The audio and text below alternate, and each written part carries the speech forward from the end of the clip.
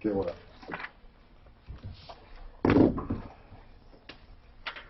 All right, guys, specials, so I just know them. Anything, Bob? Free air conditioner with every service call. Perfect. Let's throw that out Do there. that again. What would you like to do? Special. Yeah, we'll do replacement. I'll do a free furnace with the purchase of an air conditioner. Free furnace. Purchase. Have a swamp cooler, air conditioner. How you guys do swamp coolers, right? Just you don't like to do them. We don't. Or you don't even. Do you pay for the install? We used to. Do you charge for the install? Yes. Yeah. So you pay labor on it, but you Yeah, get the furnace for free. Yeah, I'll give you the furnace for free. Glenn, you got a special you want to run, man? We're running $1,000 cash back with purchase of a system. Any system, furnace or AC? There you go. Furnace, a system is a furnace and AC. Got it. Plus, Hi, I'm Daphne. Hi, Daphne. I'm Glenn. Glenn, nice to meet you. Plus what, Glenn? Plus all the other rebates that are available apply, which is. Do you have Excel up there? To a couple $1,000s, I think. Is it Excel? There's Excel. There's. So how much in column. rebates right now for Excel? 2,000, is that safe to say? Average? It's not just Excel. That's there's depends on what utility company they're with. Yeah, what can I say though? Up to two? Up to $2,000. So really you're talking 3,000 back on the system? Yeah. Up to 3,000 back. Okay. What do you think, guys? Government's going to open back up, or it's going to be shut down for the next what? I'm guessing 2 more weeks. To the 8th, to the 10th. I'm going to go to the end of next week. You think the end of next week? I don't know. I don't even know what's shut down. This is how ridiculous it is. What the hell's shut down? Yeah. No critical services are shut down. And everybody gets paid. They furloughed, but okay, so what the hell shut down? Seriously, what is shut down? I've heard like 10% of the IRS or something, like that's gonna, like any American's gonna care about that. Yeah. Oh, gee, they're not collecting our taxes, those bastards. Well, you know, that's what, when they said no critical services are going to be shut down, I'm asking, if it's not a critical service, why do we even have the damn program to begin with? And how about these pricks in Congress, both sides, voting that they get paid? They did this a few years ago. During these shutdowns, they get paid. What is that? They're the ones, the reason it's gridlocked are these assholes. And they all get paid. I don't get that either. Yeah, let's make sure we get in a political debate on the radio today, along with maybe religion and something else. Should we bring up religion too? So I got a question on that. Why did it pass the House and not the Senate? Does the Senate need 60 votes to pass it? Yes, unless if they pull that nuke option again, which they seem to do all the damn time, but now they don't want to, so I can't explain But they that. might not even have 50 votes because Flake, who's leaving. He's a flake. Because he will be gone. Yeah, but why wouldn't he vote if it's he? He wanted border security. Oh, no, he hates Trump. Well, okay, what can I say? Then they're all idiots. McCain did the same thing. Yeah. You know, I don't know how true this is, but I read that there was that the Democrats actually had proposed a border wall. Oh, numerous years times. back. It was like 3 times as much money. Oh, Stuffed full of pork, and then now that it's cheaper, they don't. They it's just- they politics, can't. You know, they just have, well, they say it all the time. They're just anti-Trump. I mean, what do they say? Resist. Right. But you know what? It doesn't matter. I'm sick of both sides at this Exactly. point. I think term limits should come in. It should go back to what this government was made to be. Like every 4 years, a new rep from your town, your state, your wherever, go to Washington. It's so far past that shit. These people live there. Yeah. Term limits would fix a lot of it because it would give less time for the lobbyists to buy them out. Our forefounders really mapped it out. They did a good job. They did. I think of the Supreme Court. Unbelievable how they mapped that out. These guys can't get fired. I love it. I love how once you're there, you cannot get kicked out. Well, what I don't love I love it. about it is they did try to make law, and they're not supposed to be doing that. Well, that's true, but you know what? They got nominated. They got confirmed I through know, the but- system. They're there. But the forefathers they were supposed to interpret, not make law. Yeah. Well, a lot of times, though, interpretation is going to be making the law in a way. I mean, right? Think about it. Yeah. I don't know. It sets the precedent. The interpretation sets the precedent. Oh, sure. No, Then I the see that. precedent should be followed. What you're saying is when they change the precedent, Right, well, they go in there and they said, hey, you can't do this, even though it's been a law that's passed. I don't know the answer to that, because really what they should be doing, and I'll go on the left and the right ones, they should be saying, okay, there's two arguments. Is when they wrote the Constitution, is this what was meant? I mean, really, that's what they should be looking Exactly. at. So Or amendment. if they Right. truly think that when it was written and they're talking about a certain thing, should it be that way? I don't know. Well, just like you said, that was at the Fourth Amendment and stuff, as far as, you know, they say if you're born here, you're a citizen. Yeah. You know, that was taken from the, I think it was the Fourth Amendment? It was back when the slaves, you know, and they said anybody that was born here and stuff is automatically a citizen. Okay, It well- was made for the slaves and stuff. And then they So the reinterpreted- slaves, yeah, I know. So they reinterpreted that in the 20s, saying that, no, what it says here, even though they didn't mean that, it says here anybody born here is... How do you know they didn't mean that, though? Those people Because on the you can on the talk- court in the you 20s can thought read. so. Huh? That's what they were, because they didn't, it wasn't even interpreted like that until the 20s. So, I mean, they knew it because they weren't doing it The from way back forefathers then. were very straightforward on what they were doing, and it's documented very well. This is what this is meant to be. And so if they interpreted it wrong, they didn't look hard enough. No, I Because think they did. history-wise, And then they said on Obamacare, who's the guy that just on Obamacare says, oh, that's not what they meant. yeah. You know, but they wrote the Obamacare wrong, and they said, oh, that's not what they meant. And so he reinterpreted that. And so, I mean, you're right. The Supreme Court should set precedents on it, saying, is this what they meant? And Well, that's they did in the 20s. That's what they're saying. I mean, really, that's exactly what they're saying. No, they said not what How they about meant. every man's created equal, and yet we had slaves out there that were men at the time? That got should that not have been reinterpreted? Even though, at the time, slavery was there, right? Right. Okay, so therefore we should still have slaves But today? that's- That's an absurdity. Then there That's an absurdity. Well, it actually is. And in fact, the way they did it, but the reason they did it like they did was the states weren't going to come together. Right. That's it, Bob. That's what we're talking. And I'm going to throw in some religion at you, I too. didn't listen to a word you guys said, but We're going to bring on what my dad told my brother. yeah, no. His dad told his brother, I should have shot you into the sheets. But Dad was a tough guy. He was a tough guy, man. So how does One of this the- board work? Am I supposed to do anything with this? No. You can cruise the internet if you want. But Man, that's a when callers come in, it'll pop up. No. Yeah, it'll you'll see it. That's show He's what got their a question really is. cute green eyes.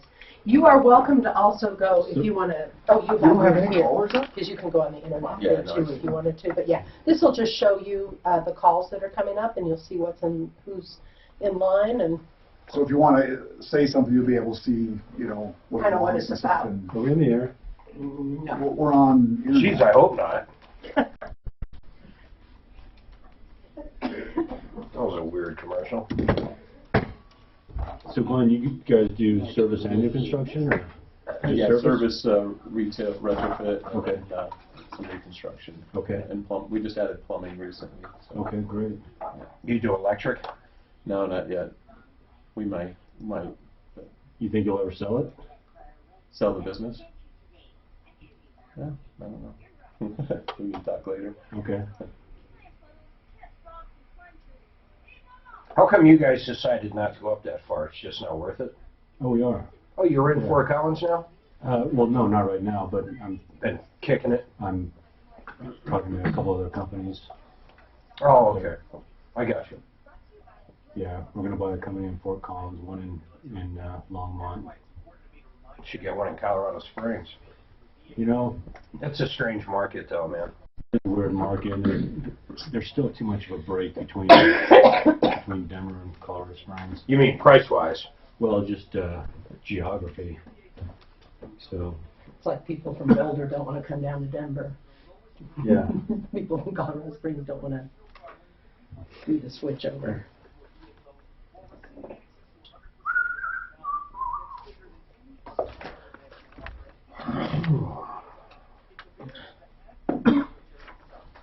So we left him in a back room, and he was in a box this big. The cat? Yeah. We're like, we had to turn him on the side to get him out because he was so stuffed in there. We bought a cat last night. He's a black cat. If you had to eat either a cat or dog, which one would you eat? I'd rather eat a dog. You think so? In China, dog's pretty big. Remember, Ming would eat dog. I would be a vegetarian. Welcome to the show, the only show of its kind. You know what we do, don't you? Well, let me tell you. We solve problems, answer questions, take your complaints. Honest to God, what we try to do more than anything is make your life better. We also try to make the people that make your life miserable, we like to make their life worse, and we do that all the time. In fact, I'd say there is no other show out there that actually gets so directly involved. We'll help you do different things. You've been taken advantage of maybe by a landlord, maybe by a contractor, maybe by an attorney. It doesn't matter. The bottom line is, if you've been screwed, we want to help you. That's it. And if you need advice before you do get taken advantage of, you give us a call. The number's simple, 303-713-MARTINO. Actually, I'm sorry, 303-MARTINO or 303-713-8255. I got a few things I need to get off my chest.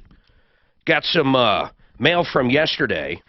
We talked about, just for a second here, I want to bring this up. We had a caller yesterday say that they were very upset over Juul, which is a manufacturer. Yeah, Mark, he wanted to sue for emotional distress because his kid is vaping. Because his kid is vaping off these Juuls. You guys have heard these. Bob Logan with Plumline Services in studio with me, and Glenn Frank, who's the CEO of Fort Collins Heating and Air Conditioning. So any questions you have with heating, air conditioning, electric, plumbing, we want to hear from you. But I'm also going to make these guys talk about everything. Bob, I don't even remember. You have kids, right? How old are your kids? I do. I have three. I have girls that are 27 and 24. Oh, so they're old. And a son that's 21. Oh, yeah. Okay, can you believe I started at 13? Did they smoke? Yeah, you started at 13. They don't smoke. Did they ever, though, going through high school, No. these vaporizers, none of this? None of that stuff, so I've been very fortunate in that.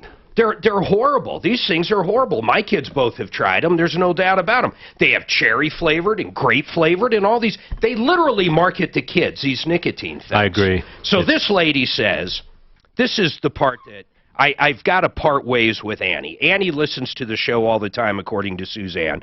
But she goes, it's very unfortunate that this may be taken away from responsible adults because people cannot control their children.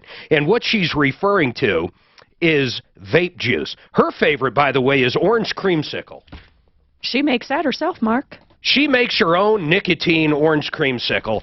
That, I don't even know Yet what to she say. wants to hold the manufacturer responsible for her kid? No, Bob. No, the opposite. Right now, the feds are going after Juul, or actually not the Fed. Well, yeah, it's a federal organization, but they're basically saying you're marketing to kids. They went through this with the tobacco companies way back when, and I think a lot of these vape companies, these nicotine companies, are the same thing. They're freaking nicotine companies.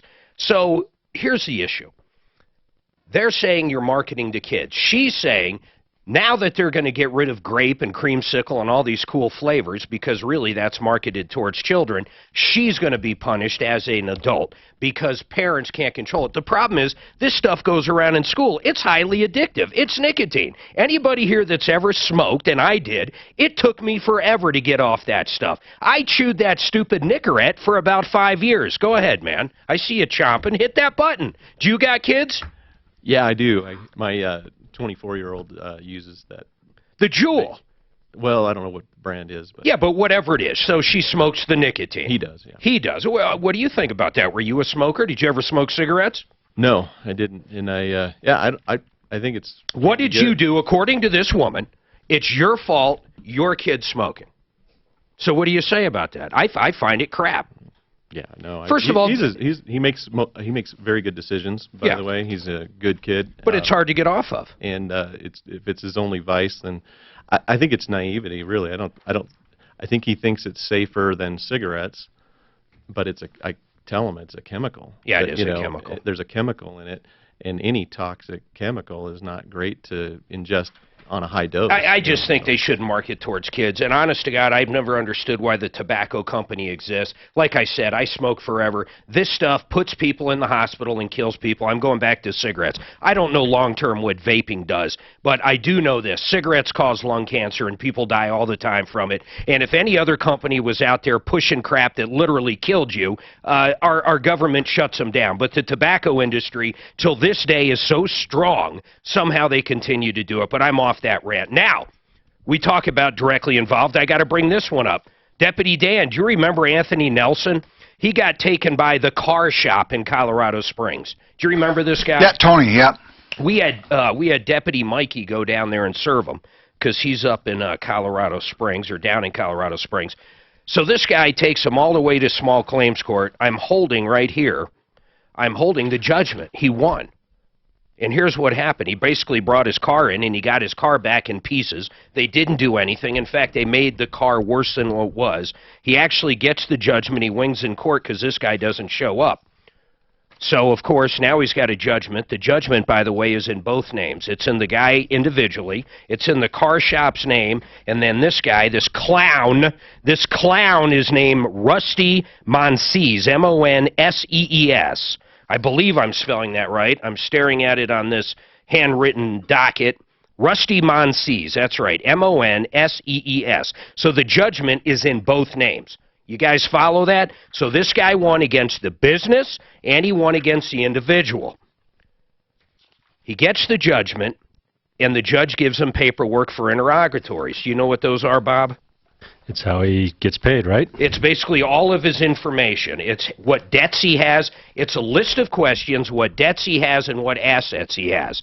When you serve someone with interrogatories, if this guy showed up to court, the judge would have done it right there and then, and he would have had to fill it out. Because he didn't show up and it was a default judgment, he got the paperwork, he had to go serve this clown again, this Rusty again, with the interrogatories. Now, the good thing about interrogatories, if you do serve somebody with them after you get the judgment, and they don't fill them out in whatever the allotted amount of time, they'll put a bench warrant out for you because the judge is ordering them. So once you serve the guy, I think it's usually 30, maybe 60 days, they'll put a bench warrant out. So you get pulled over for a traffic infraction or something, they'll hook you. They'll put you in the can, and then basically your bond or your bail will be exactly what is owed on that, which is great because that's a good way a bad guy, if you will, at least in my opinion, can be put in the pokey for a little bit. We've done that a few times to bad guys out there. One of them is that concrete guy. So he serves them with interrogatories. The guy gets him back on time. I was hoping he wasn't. I was hoping he'd get hooked. But he actually serves them. Now, how frustrating is this? You ready? So everybody out there in Colorado Springs, if you ever heard of the car shop or Rusty Monsees. So he fills out his legal name, Rusty Monsees. Now, are you employed? Nope. Not employed, okay? List your bank accounts. None. What day of the month do you get paid? None at this point. State the full and correct address of all real estate you own. Guess what he puts? None. None. Okay, ready? As to debts you owe, complete the following. What debts do you owe? He puts none. Well, first of all, he does, because he's got a judgment here for X amount of dollars to the other guy, so the guy's an idiot. Rusty, if you're listening, you're an idiot. I would love for you to come on and justify what you did to this guy. Now, as to insurance coverage for any businesses or liability, so personal, any insurance this guy has. Take a stab at it, Bob. I'm going to go with none, Mark. None works again. So Rusty literally is a bum. In my opinion, Rusty is a bum. This guy screwed up this car worse than he brought it in. And now this guy did everything right. And I'm saying this for a lesson. You can do everything right and get screwed. You can take him to small claims court. You can hire an attorney and pay an attorney and take him to county, district court. You can take him to federal court. You can get a judgment. But what did we learn here? If they have not a pot to piss in, you won't get anything. There's nothing else I can say about it. It's infuriating. No, but this guy is still operating, just not under the car shop. Well, it doesn't matter because the judgment is in his name. And according to him, I bet he's lying on these interrogatories. So maybe what we got to do is Right. we got to find a bank. I don't know. I'm to the point now I don't know. This guy literally might not have anything. He might not have anything, and according to what he signed for, under penalty of perjury, he has nothing. So if anybody out there knows Rusty Monsees, Monsees, and this guy's in Colorado Springs, if anybody knows of any assets, bank accounts, so any ex-girlfriends, ex-wives, children that he upset, anybody out there that knows anything, I'm going to help this caller out. Anthony Nelson is the good guy in here, and I'm going to put a bounty up. You find me a bank account, you find me property in Rusty Monsees' name, and guess what? I'm going to give you $500. Find me something this guy owes so I can prove to this judge he lied on the interrogatories. $500 bounty. Any assets this guy has, any insurance coverage, anything he's got. Even a vehicle I'd take. Is there a vehicle in his name he doesn't owe money on? We got to find something on this guy. Because why do you think he's still in business? Because this is his mode of operation. So he's like 44th Auto. There you go. You know, 44th Auto's another one. You want to hear about, I'm on a little rant this morning. 44th Auto, you want to hear a business plan, guys? You guys are both in business. You both run successful businesses. Listen to this. Listen to how successful this business plan is. It's quite amazing. I am taken back by how well, what's his name at 44th Auto? Jim? What the hell's his name? Jim Wees. Jim Weasel, the Weasel. In my opinion, he's a big weasel. Here's what he does. You drop your car off, you pay up front for an engine or whatever, body work or whatever you're going to do. So he has your car, he has your money. Now guess what? That's it. He keeps your car and he keeps your money. There's no other business plan like it. It's incredible. The man came up with the best business plan ever. And then he'll try to charge you for storage. Oh, that's right. So years later, when you finally get the sheriff to go out and get your car, you got to pay him to get your car back to storage. So he did nothing. He took your money, and you got to pay for storage. It's an incredible business plan. That's brilliant. Any thieves out there who want to learn, let me go find Jim Weasel and basically ask him his business plan. It's very simple in a lot of ways. But it's so effective because we have no teeth these days. There's absolutely no teeth. All right, listen, we got some lines open. 303-713-8255. I'll try not to rant. We also have an update on a lady that called in yesterday. Daphne, I think she was homeless, wasn't she? I forget the whole story. She's actually at a job interview right now. Oh, I love when I hear that. Seriously, though, right? She is at a job interview. That's very cool. Yeah. But she broke down. Why do I think she was homeless? Did she say she was homeless or no? She just said she was down on her luck. I think she's just down on her luck. No, Suzanne. she told me she was homeless living in her car, Daff. That's what I thought. Okay. I think she said that on air, too. So she was homeless, living in her car. It broke down. Wait till you hear this update. It's a great update. 303-713-8255. Lines open. 303-713-8255. Let's talk real quick about Art of Granite. Mitch Florea is the owner. This guy is incredible. You realize years and years ago, he comes to this country from Romania. He's got $300 in his pocket. Imagine how scary that would be. He takes a bus from New York, comes all the way to Colorado, starts working for this guy that sells granite. He learns to cut and fabricate and polish and mold and do whatever you do with granite. He's the best at it. His name is Mitch Florea. The other thing is, if the exact stone you want is not in his showroom, guess what he'll do? He'll let you use his wholesale account to shop other places, get the granite, he'll install it, you'll be the envy of the neighborhood. A lot of times if you get the kitchen done, you'll get the bath for free. You can also take photos on your cell phone, text them to him just to get a bid. Shopping at your own house, 303-386-5919, 303-386-5919, artofgranite.net. Monsees, what's his first name? Your What's up, Grant? Your Betty gal got scared, Dan. She doesn't want to come on. What's Monsees'? You want to talk Who's about on one? Yeah. Dennis, so here you go. If your screen's not updating, that is not my fault. Mark. Oh, it's What not is the updated. guy's Are they name? all It's broken not again? updating? Yeah, this one isn't either. I can't even update after I update. Oh no, you know what? Mine logged out and I had to log back in. No, that is my bad. I don't hear that she was living in her car yesterday. I was yeah. probably walking And Mark, so what's this his is the name? banner, when you talk and stuff, I'll put this The banner up, does everything look good? That's the number I got. The guy. On here. With that has the judgment against him. Oh, This is you over here, just let you know. see if we can find a picture of him. You see. Rusty Monsees, M-O-N-S-E-E-S. What's the name of his company? It is, well, it was the car shop. Did Now the- it's Ripoff Zone 3. No, did you look on Secretary of State to see if he changed the name? I need assets. I need to prove I that he know, but lied if on we can find interrogatories. this, and then, did you do a background? I'm sure you did. Did he have aliases? No, I can't do a background, so I don't think then anybody's done. I'll do a background Sure. on him, and then let's see if he has any aliases. Actually, can you run that right up here? I can't. Okay. Well, I wonder if Suzanne can on her thing. I don't know if she has it. I just don't have access. So this is the second guy that sued him, that's called in, if you remember, Do you have Mark. access to the, doing a background check? Do you have everything that's needed? So the other guy had sued him and I can stuff, log and he in. said he did, Okay. put in a timing belt, and he did. I was thinking we should And do then a it ended up background breaking. on Rusty Monteith, So this is the second time, and see if he has any aliases. I'm sure he has other, the car shop, I'm sure he has other lawsuits, sorry. Can you run him?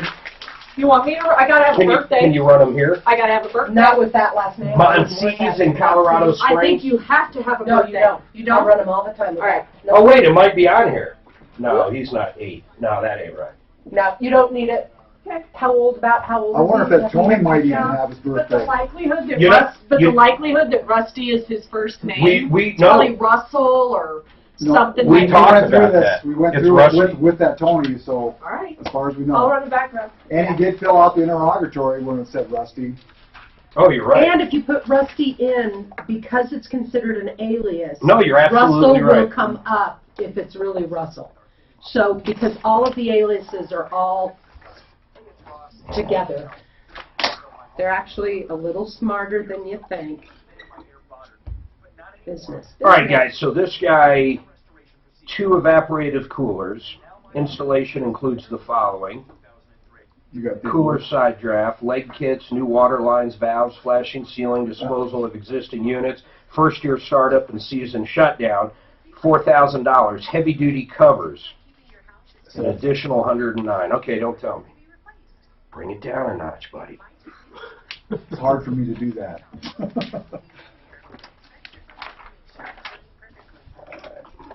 Was that a question? I'll take none for 500. What a bum, though. This guy, none, Oh, he's- none. Like I said, this is the second guy that we've had sue him. And he hasn't got anything either. Who was the first guy? It's hard to The see. You first remember? guy was, I don't know his Bigger name, but it phone. was because of that timing belt. He didn't he said he did a timing belt and then he went and got other work and had the old timing belt left. None. Timing belt, none. None. As to employment, complete the following. Employer's name. Guess what? None. What address does he have? For what? His Home address Yeah. 2909. 'Cause this one is. 2909 The Peak. Something Peak. P-E-A-K. Let me see what's on This here. is 32600 East 147th in Brighton. No, this is Colorado Springs. He's yeah. not But being he right. started it, he registered it, Okay, on the car shop? yeah. Well, the car shop should be broke. It should have went bankrupt, we think, or, All you got to do is just close the door. 2008. I mean, there's no. well, there's no official thing. Or Yeah, go broke. 2008, but he There's no was, official way to go broke. originally You when just he do it. opened the business, his residence was in Brighton. $500. All right, 303-713-8255. 303 Martino, by the way, that number works on and off the air. Real quick, Daphne, so this lady calls in yesterday. She's homeless. I really am very glad to hear she has a job interview today, but her car broke down. And so ultimately what happened? Update us, please, Daphne. So her car broke down, and the tow truck came, and he suggested that she take the car to Godspeed Auto Shop. Which is a part of some ministry. Exactly. David Clifton Ministries, which is a 501c3. Yeah, and I was like, what's going on here? But I looked into them. They are legit. Cool. And Matthew, who runs Godspeed Auto Shop, took the car and he said, I'm gonna take a look at it. I'm gonna see what's going on. And she's actually going to call in when she's done with her interview. So what happened, though? Did she get her car fixed? She did. So these guys fixed it for free. For free. And sent her on her way. We've got to get them up on referral list. Yes. Let's get that charity up on referral list. And we're going to have Matthew on also when Jeanette calls in. Oh, that'll be so very we'll cool. have a nice update with both of them. Today? Today. Well, okay. You just it would have been jumped the nice gun. if you told me before I did it now. You were drinking like your 5 coffee. times, Yeah. Mark. Lord have mercy, Bob. Do you see what I deal with here? I grew up with 6 sisters. I know what you deal with, Mark. Oh, my goodness. It's yak, yak, yak. See, what happens is you get into the hen house. I better watch it. Yeah, you better watch it. you better watch you it. better Yeah. watch it. I better just back down, as they say. All right, 303-713-8255. Dennis, what's going on with you, sir? Dennis, you're up. Oh, hello. Hello, Dennis. How are you? My God, Dennis, are you there, sir? I am. Okay, what's going on, Dennis? How can we help you? Well, I purchased 2 evaporative coolers, brand new ones, in April of this year. And with the agreement, it was to install, take away the other ones, the old ones, as well as a purchase of 2 heavy-duty cooler covers. Now, in the agreement on the invoice, it states that the first-year startup and season shutdown is included. You know what? Suzanne brought me this. I'm staring at it. So it's from Torrey's Peak Mechanical out of Lakewood, and it says, we propose to replace 2 evaporative coolers. Installation includes the following: cooler side draft, leg kits, new water lines, flashing ceiling, disposal of the existing units, and it actually does say what you just said: first-year startup and season shutdown, and heavy-duty covers. It looks like the total was basically $4,109.92. Correct. Did you pay him that full amount? I sure did. And what's the issue then, Dennis? $4,000, and then I paid $109.92 on April 30th, and was told that he'll bring out the covers at the time of closing, there's the season shutdown. So I called him early October to make an appointment for him to come out and give us the covers and shut it down. And he said he was going on vacation. He'd get back to us in a couple of weeks. A couple of weeks went by, and I texted him, and he said, well, I have heating clients that have higher priority than you. So I left it with my property manager to contact him in November. He did. He was told the same thing, and he's about a couple of weeks out. He'll get back to us and bring the coolers down and shut them down. And he didn't contact or respond in November until November 30th, when I called and left a message on his voicemail. He texted me back and berated me for not calling him sooner in August or September. Oh my God! So when was Colorado in September? When was it? Dennis, when was the first time you called him for the shutdown and he was a no-show and he said basically, "I've got other stuff to do"? When was that? It was in the first week of October. So in October you call him, then on November 30th you call him, but by this time, of course, the weather is turning, and he's saying, "Hey, I still can't get out there," and he's mad at you. Did you get those covers? My understanding is not only didn't you get the shutdown, but you still haven't got your covers. Correct. So my property manager did his part of the shutdown, shut down the water lines, and put some insulation in the venting areas. And all that's needed now is the covers. And I just several times asked him, if you can't do the shutdown, that's fine. We've got that covered. Just give us the covers that we're paid for. And he won't do that. At this point, I'm just asking, give us the covers or give me my money back. For the life of me, responding. For the life of me, I can't understand a company like this. I got 2 HVAC guys, long-timers in the business. Guys, I understand. In fact, I get calls, probably on both of you occasionally. Hey, I scheduled one of their tune-ups, for air conditioning or for furnace, and they were supposed to be out here, but then the weather drops down to 0, and you guys are going crazy. But generally, Plumline, I know this, Bob, you'll usually waive whatever fee you were going to charge them, and when the weather gets better, you'll do it. So I understand that.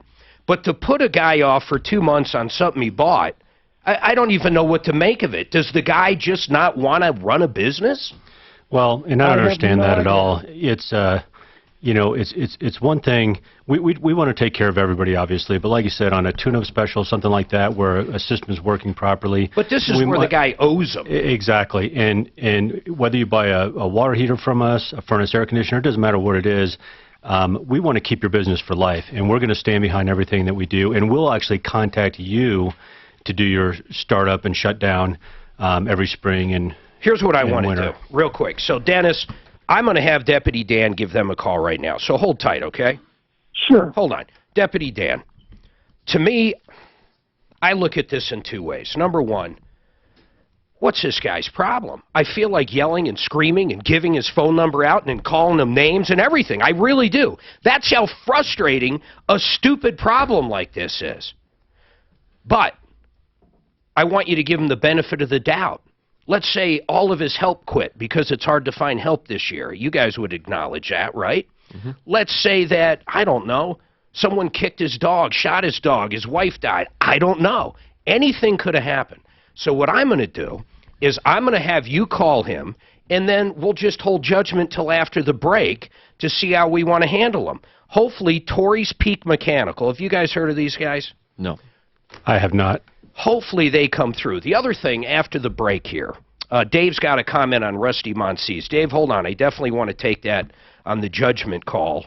But the other thing I want to talk about is the HVAC industry in general. I'm going to tell both of you the biggest complaint I get, and this call actually ties into it.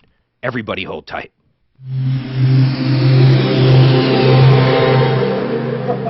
This is Soap opera. It's like a soap opera. It's, this time of year is You gotta stay tuned. You're saying I'll give it a call. So, Rusty Monsies, first of all, that guy's gonna be like in a long line of default judgments for thousands and thousands. This is curious though.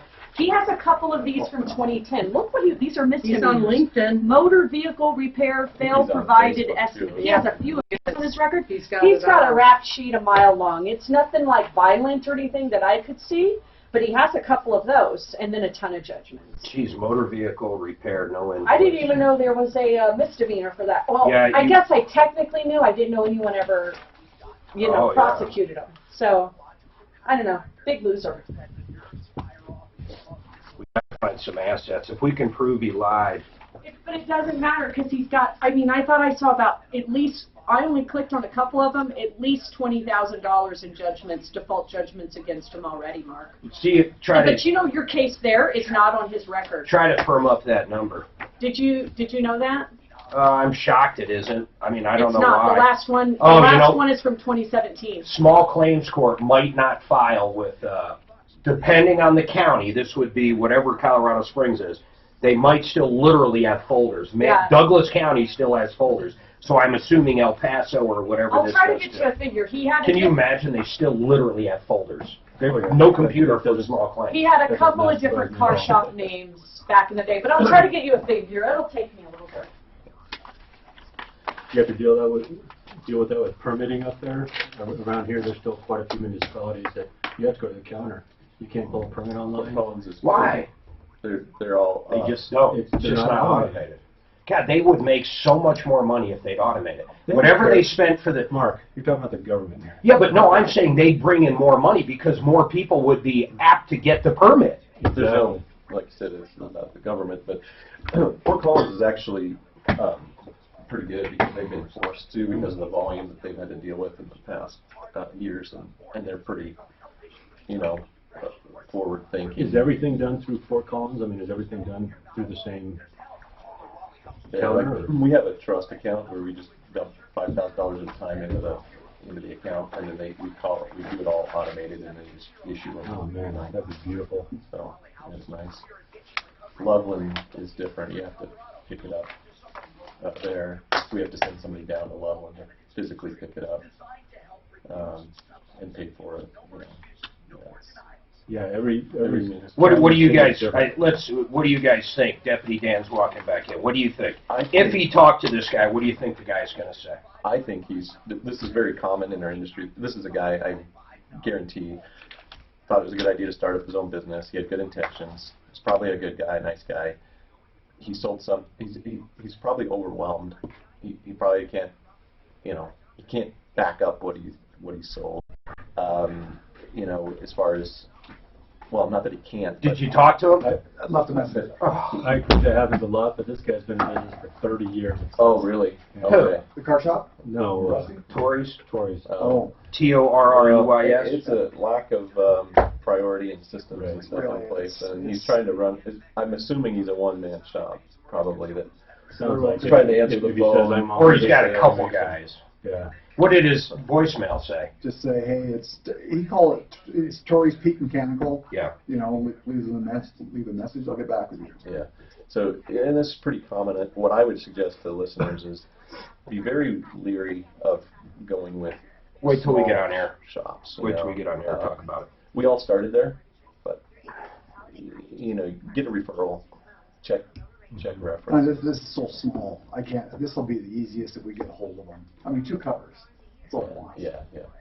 Well, that's all he wants now. But he paid for first-year startup and season shutdown. Yeah. That he should have gotten. And again, when it goes to obligations, whether it's a startup, whether it's a warranty, if I installed the system last week and the client called and said something's not working right, I don't care what my schedule looks like. I could have a board full of I need furnaces all day. I'm going to go take care of that guy first. And then especially in this world of online review. Absolutely. I mean, you know, that's the thing that should even keep the dishonest people honest, because They don't care. The real dishonest people could care less. Yeah. Could care less. I think Rusty's gonna be hitting the sleeves brigade.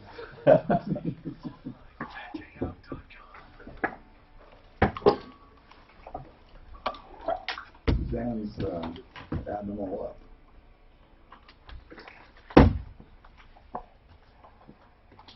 All right, so this guy, David Salisbury, he is an attorney, and he does estate planning. In fact, Suzanne and I are using him right now for a trust. He does wills, special needs trust, probate. He does everything. He's remarkable. He also does some contract law with property. So the guy's really a vast array of knowledge, but what he specializes in is wills, trust, and probate. So when someone dies, after 911's called and after that stuff happens, you really do need to call an attorney. And then before you die, you got to get your estate in order. And David does what I love. We walked in, we said, here's the deal, here's what we want, we have 2 kids, here's our end goal, how do we do it? And he gave us one price. One price. Not $200-300 an hour, and I'm not sure, it might take 10 hours. He gives upfront pricing, flat rate on everything he does. It's amazing. Most attorneys would never do that. He's very good. David Salisbury, 720-493-3911. 720-493-3911. Imagine that, an attorney upfront and honest with pricing. You guys ever deal, Bob Logan, of course, in your life, you've dealt with an attorney. Have you ever dealt with one that uses something like time slips and charges by the hour, and you're shocked when you get the bill? Typically, everyone does. Yeah, I think they charge you by 15-minute increments. I saw one where I called the guy up to ask him what time to be at court, and I saw it on my bill. I couldn't believe it. He charged me like $80 to say 3 o'clock. Can you imagine? And you're right, they do. They charge in minimum increments. As soon as they answer the phone, that's 15 minutes. Yeah, these guys, we have another attorney that does the same thing. He does flat rate, but he does criminal. Joseph A. Lazare, I'll tell you about him later, but a criminal attorney that does flat rate is remarkable, and they're both great attorneys, by the way. All right, let's get back to Dennis has a problem with a contractor, Torrey's Peak Mechanical. Deputy Dan, I assume you called up Torrey's Peak? I called him up and left a message, that's all. It was. I think it looks like the guy's name's Tony. Dennis, is this guy's name Tony? It is. Correct. And this is ridiculous. Now, it's the week of the holiday, so did he say they were closed? What did the recording No, it just said leave a message. Just said leave a message. Yep. And you gave him your cell, or what'd you give him? I gave him the office number in the back line here to come on. Okay, let's try him again at the break. Dennis, we're going to get you those covers. In fact, I'll do this. If we can't get the covers from this guy, I'm getting a little more irritated the more I think about this. This is actually on his invoice. He paid for this. He calls in October. Forget about the shutdown part. the first year startup and shutdown, but you paid for the covers, and that's all you want right now, right? Correct, yes. Here's what I'll do. I'm going to tell you right now, if we can't get these covers from Tories, and I'm sure we can, but if we can't, Bob Logan's going to get you some covers. You like that, Bob? I'll see what I can do, Mark. See? We don't do swamp coolers. You but, love coming in when I'm doing But I'll see if I can find some covers. All right. So we're going to get you handled no matter what. All right, Dennis? Go ahead. All right, thank you, sir. All right. Well, you're all quiet over there. I'm talking to Glenn Frank. Glenn, I could have spoken for you that you were going to get them. I'm pretty sure Glenn does swamp coolers. Yeah, good thing he's not owed an air conditioner and a furnace, huh, there, guys? We're pretty far north. All right, 303-713-8255. Dave's got a comment on Rusty Monsees and the judgment. And then we have Jeanette from yesterday with the update I already did. And Matt with Godspeed Garage. We'll talk to those guys. Suzanne, make sure we have everything we need for Dennis. As soon as we hear back from these guys over at Torrey's Peak Mechanical, hopefully we'll get those covers. And Dave, what is your comment? Real quick, Rusty Monsees. One of our callers got a judgment in Colorado Springs or El Paso, whatever the county is down there. The judgment is for $3,000. Where is it here? It looks like it was $3,485. That was as of like April 13th, so he's owed a bunch of interest on that money already. He gets the judgment. He serves the interrogatories. The interrogatories are a set of questions where you're supposed to list your assets, such as bank accounts, property, jobs, anything. And, of course, the answer on every single question, I love this, is none. Which day of the month are you paid? None. What bank accounts do you have? None. What property or real estate do you own? None. What debts do people owe you? None. None. None. What's your comment, Dave? Hey, Mark. Love the show. So I'm a realtor here in Colorado Springs and also a landlord, and so sometimes I'm having to work on these collections too, and I've learned a couple of tips which might help the gentleman. Okay. Okay. First of all, you don't have to have an interrogatory fully completed in order to do a garnishment. Well, understood, but this guy basically did do it. He signed it under penalty of perjury. He declared that the statements are true and correct, that he literally has nothing. Correct, yes, but now he may have something, and so what he could do, you do a little bit of self-detective work here. Because what I've done if you want to do some of that and you find some assets where he lied, I'll give you $500. Right, exactly. But a lot of times people, they'll post things on social media like Facebook and so forth, like where they work or, their car and that kind of thing. And I've found that to be really helpful, that you can do some self-detective stalking, on social media. Suzanne's very good at that, and that's very interesting you say that. Suzanne's very good at stalking? Stalking bad guys. Oh. Now, listen to this, though. She pulled a background check from Colorado courts on this guy. He owes easily, how much in judgments? What I was able to see, I totaled up $27,000 plus. This guy's a habitual deadbeat. I mean, honestly, in my opinion, he's a habitual deadbeat. And listen to some of these charges. Motor vehicle repair, no invoice. I don't think I have ever seen that on a Colorado courts document before. So he, I don't know, it appears as if he screws everybody that walks through the shop. And once again, who we're talking about is Rusty. We had a debate over this. Hey, thanks, by the way, Dave. We had a debate, Dan and I. Is that his real name? And we found out his real name is Rusty. It's not Russell. Right, Dan? Right. Yep. That was odd. He also goes by Russ Dean Monsees.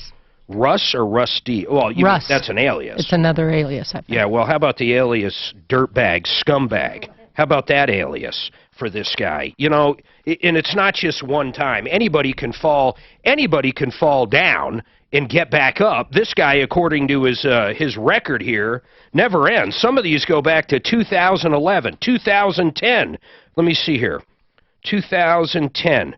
So this guy for 18 years has been doing this. 18 years. 2011. Let me see what this one was for.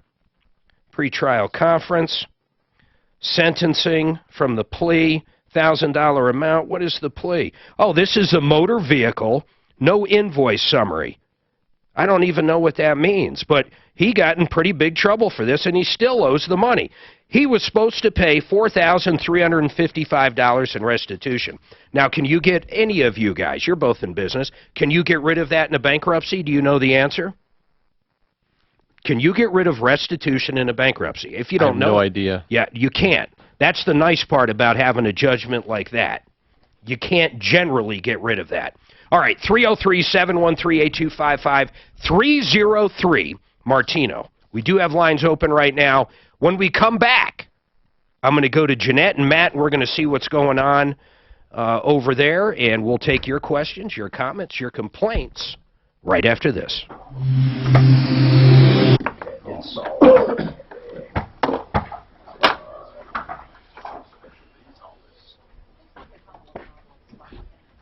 This is why I could write my phone off. What's that? Do an investigation on my phone. You know, they need a, I mean, you kind of do it, I guess, but like a better business bureau for consumers so we can, as contractors and stuff. We hear that. We hear that so often. Tom's working on a little thing. It's not just business. There's bad customers. Yeah, we have bad customers too. You know who's the best of the best of not dealing with bad customers? Jay Brett's with Excel Roofing. He can smell them a mile away. I've sent him over to look at stuff that other roofers have screwed up on, and you know they'll love him and say, "Oh, you know what? We want to use you," and he'll be like, "Sorry." No, he has this sense that's incredible. I don't know how he does it. He can just tell they're going to either nitpick him to death or something. I mean, something. They're not going to get paid. Something is negative. I wish I had that sense. I think we all do. I had a lady walk in one time. We left her oil cap off. So she comes back. I say, well, bring it over to the car wash, you know, have them do the engine clean, whatever. There was no damage. I mean, just a little oil came out from the top. Right. She was trying to shake me down for $100 over this. I said, no, I'll buy a car wash. She goes, okay, well, I'm going to come back with my brothers. And I'm like, I don't even know what that means. What is this? What am I, in high school? Sure enough, man, about an hour goes by, she comes walking in with two pretty big dudes. And I was like, listen, you cats got to get out of here. I'm calling the cops. I'm not even playing around. This is insane. And they came walking up to the counter. I picked up the phone, hit 911. They took off so fast you couldn't believe it, man. But brought her brothers to beat you up. That's trying to shake me down for $100. For what? What was $100? I missed that for. I left one of my guys left an oil cap off of her the valve cover up top where you fill it with oil. Did you give it to her? No. It was under the hood. Oh, okay. It was under the hood. He screwed up. There was no doubt. So we checked the oil, topped it off. I said, bring it over to this car wash over here. They'll clean the engine. I'll pay the bill. And she goes, I want $100 too. I said, I'm not giving you $100. She goes, I'm going to bring my brothers back. That's good. Kick your ass. I like that. Yeah, that was great. I thought she was. I was more shocked when she literally came back through the door. Did she ever give did you ever get her engine You go clean? grab me another water from Suzanne. I'll have to go down. No. She already here. brought you two. Grab me that right there. I got one. Okay. You're going to have to go back. Well, thank you, Mom. I tried calling Tori Speed Mechanical again.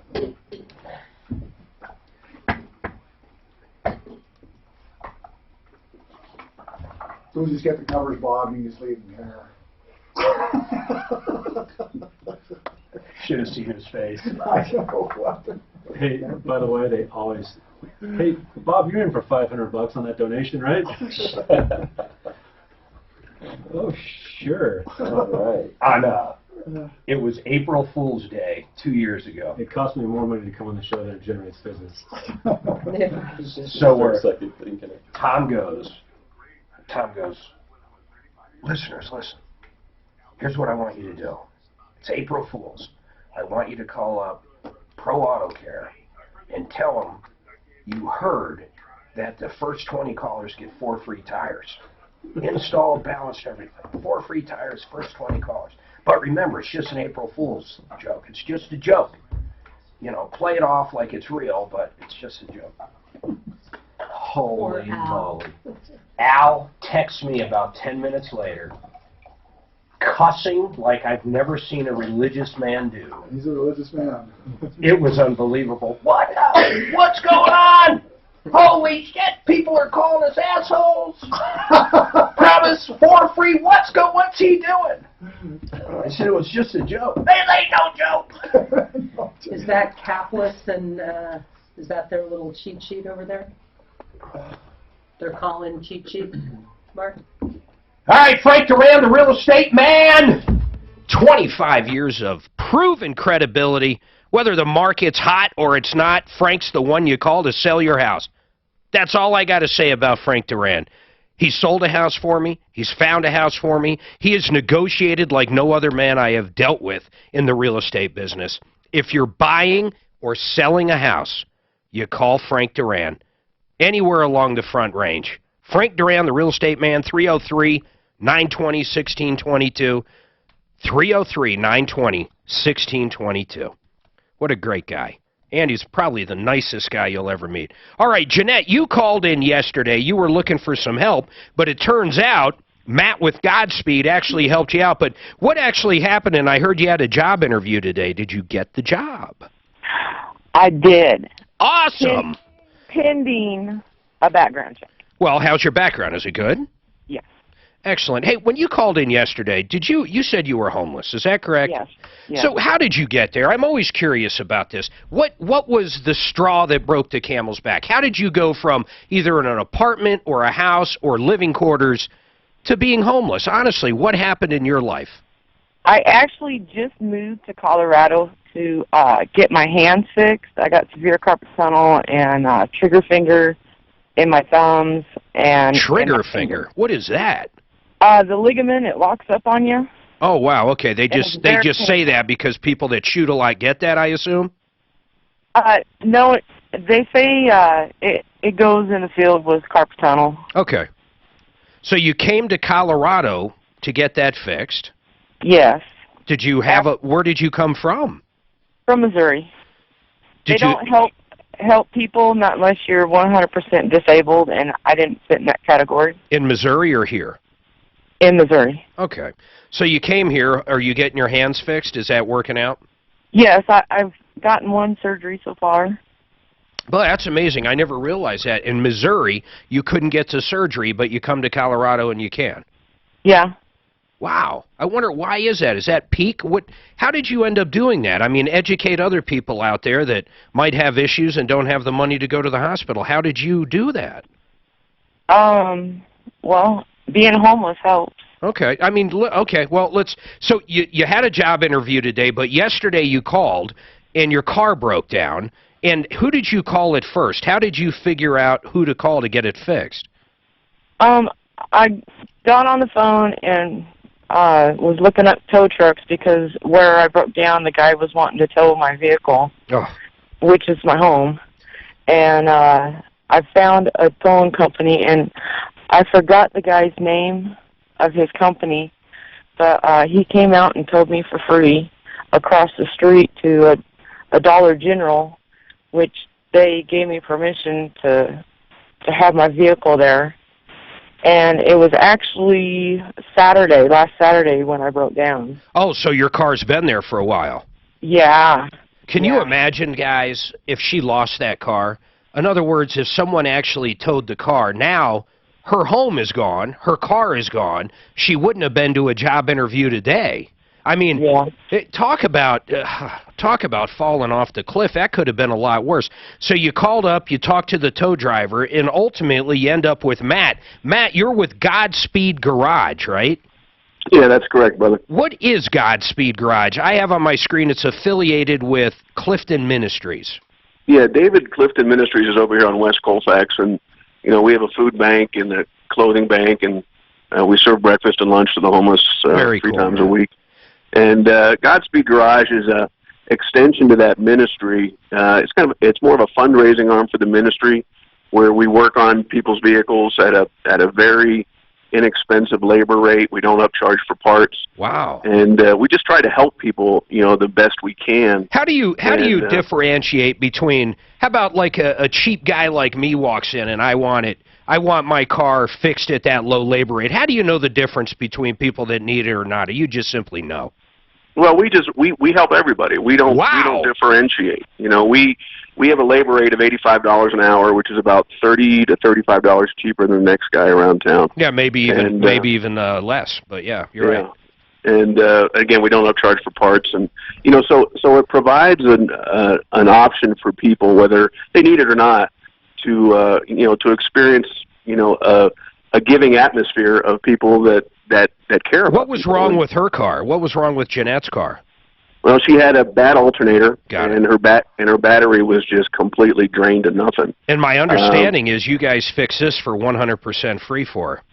Yeah, she came in, and we were talking about what her needs were, and she said that she had a little bit of money, and we started looking at it, and very cool. Man. I just said we'll just take care of it for you. Well, we're going to put you guys up on referrallist.com as one of our charities people can donate to. And brother. Yeah, man, if anybody out there is listening that wants to donate, it sounds like a very excellent charity. We're going to have them up on referrallist.com, and that's Matt with Godspeed Garage. Matt, what is your phone number over there, man? It's 720-309-7523. Cool, man. That's my direct line, and so anybody can get in touch with me, and I can talk to them about their situations. All right. Well, keep going, Matt. I'm sorry. I'm sorry, but they can also go to our website at racingforglory.com. Oh, cool. And see some of the fun stuff that we do in helping people, because the Lord has us doing a lot of cool stuff in terms, in ways to help people that you wouldn't quite imagine, and it's a lot of fun, brother. Well, people can check it out. We'll get them up there. We want to thank you for helping Jeanette out, who called us yesterday. I do want to talk to, thanks again, though, Matt. I do want to talk to Jeanette for another second. Yes, Suzanne. So, Jeanette, the lady who left the note on your car just called in and felt really bad at your situation. They just have people who take advantage of their parking all the time. She didn't realize you were in need, but she wanted you to know she was sorry. What was the note? I don't remember hearing that. Get the car out of here now kind of note? Suzanne, do you know what it was? I think that's what it was. Jeanette must not be on the line anymore, but that is what no, I'm here. Oh, okay. Jeanette, what did the note say that lady left you? She felt really bad. The only note that I got was your guys' phone number and to call you guys. Got it. Yeah, she did say that. When are you going to hear back from this job? I want to know if you get this job. Will you stay in touch with us? I sure will. And then, what do you do for money right now? My God, how are you going to eat tonight, to be honest? I mean, what's the deal? You got some money you came out with, or what? Well, no. I went through all that. I have that $100 still. Okay. And if I need money, I sell stuff. Or do we have any gift cards, Suzanne? What do we have? You know what, Mark? We have some gift cards. I can give her one for King Soopers for some food, but she's probably going to have to come down and get it if I can't mail it. Well, her car runs now. Sweet. All right. Let's do that. Hold tight. Let's get her set up. Figure out how we drop it off. That one time I gave something away without informing downstairs, I got yelled at. 303-713-8255, 303-Martino. We've got 2 hours to go. We've got lines open, 303-713-8255. You've been ripped off, taken advantage of. I want to hear from you. We'll be back after this. That's pretty. Yep. It's really great. And you know what? They race. I'm going to talk to Matt about this because Rick and I race. You're on their website? Yeah, he's got it up. I wonder if they take cars that they kind of fix up them, and maybe we could partner. Exactly. That would be a great partner with versus trying to hit them with. Even though Sheridan does a lot of good things, you can't hit them for everything. But right. I mean. Grant, put that one on hold, please. And then I got to ask Suzanne, what are we supposed to do with that one car that's sitting at Clint's place? Yeah. I don't know. We got to get to Grandpa's car, though. That's the one. That's what I'm talking about. We got. So where's Clint? What's up with him? Is he home in pain still? Jeez, I don't know. Apparently, the last we heard was the doctor's on vacation, so that's why they didn't do the operation. Yeah, so on vacation, and then Clint has to sit there in pain. Usually they have a backup. You would think. I mean, come on. Unless he just wants to deal with them, I have no idea. I don't. I hope they get donations. I think that. Oh. Yeah. No, I like. Well, what they did was awesome. Yeah. Well, I thought you didn't have any siblings. I don't. He's calling you brother. Ah! No? I'm so used to that with Frank. Yeah. Frank is bigger, yeah. Frank's great. He is a good guy. He always sends me a text on Christmas or whatever. He's like, God bless you, Daphne. Well, we pray for each other. We do it all the time. We get them from them all the time. We pray for each other every Monday. We have a little prayer thing. And I say a little prayer for you. Together. Just like that. Forever. Yeah, exactly. We harmonize. That's right. And I have one of those little things. Yeah, there you go. You're looking at buying one down there, huh? Fort Collins.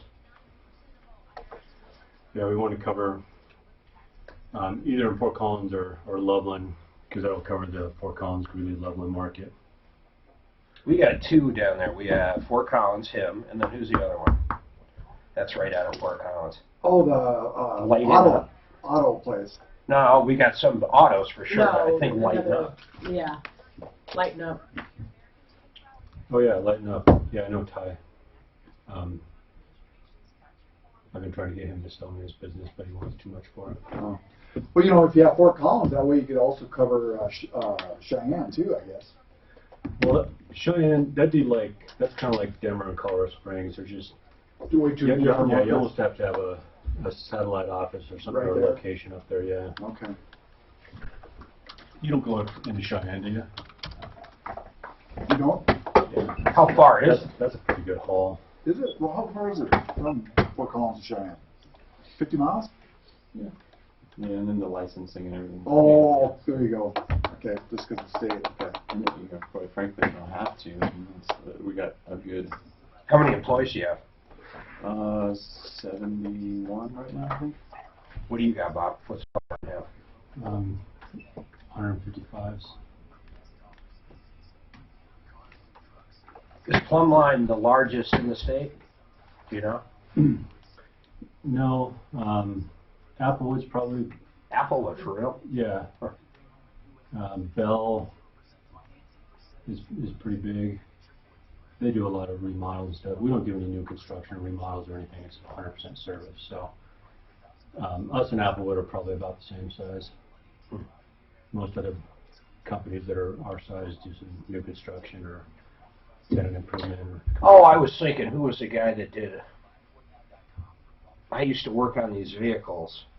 At one of my Goodyears that had a lot of, it was down on Peoria and 225, so a lot of HVAC companies were down there. Roadrunner. And I'd be working on their vehicles, and I kept thinking, where have I heard of Roadrunner before? And on my furnace in the new house was Roadrunner. They did all the new construction for Lennar back then. Or at least, you know, they won that bid, I guess. That seems like a cutthroat business. There man. it is. You guys do new construction, don't you? Mm-hmm. That's pretty low dollar, I bet. Yeah, but there's no customer to deal with. Right, Yeah, right. that's actually, we do pretty good with It's that. bang, bang. Do you bid on them? Mhm. But we're selective on what we do, and you know, we get a good margin out of it. So it actually is probably better than our service. I'd like to talk to you. I don't know how you do like full service and make money at our service struggles. It's just such a high overhead. Yeah, and that's what most, you know, we talk about that all the time on the show. Tom always asks, how come it's so expensive to have send a plumber or a HVAC tech? I'm going to get into that. Our this overhead hour. is 4 times what it is on new construction. Right. Yeah, we're on 55% overhead. So because I departmentalize mine, and it's high. I mean, and it, you know, we get crushed with phone calls.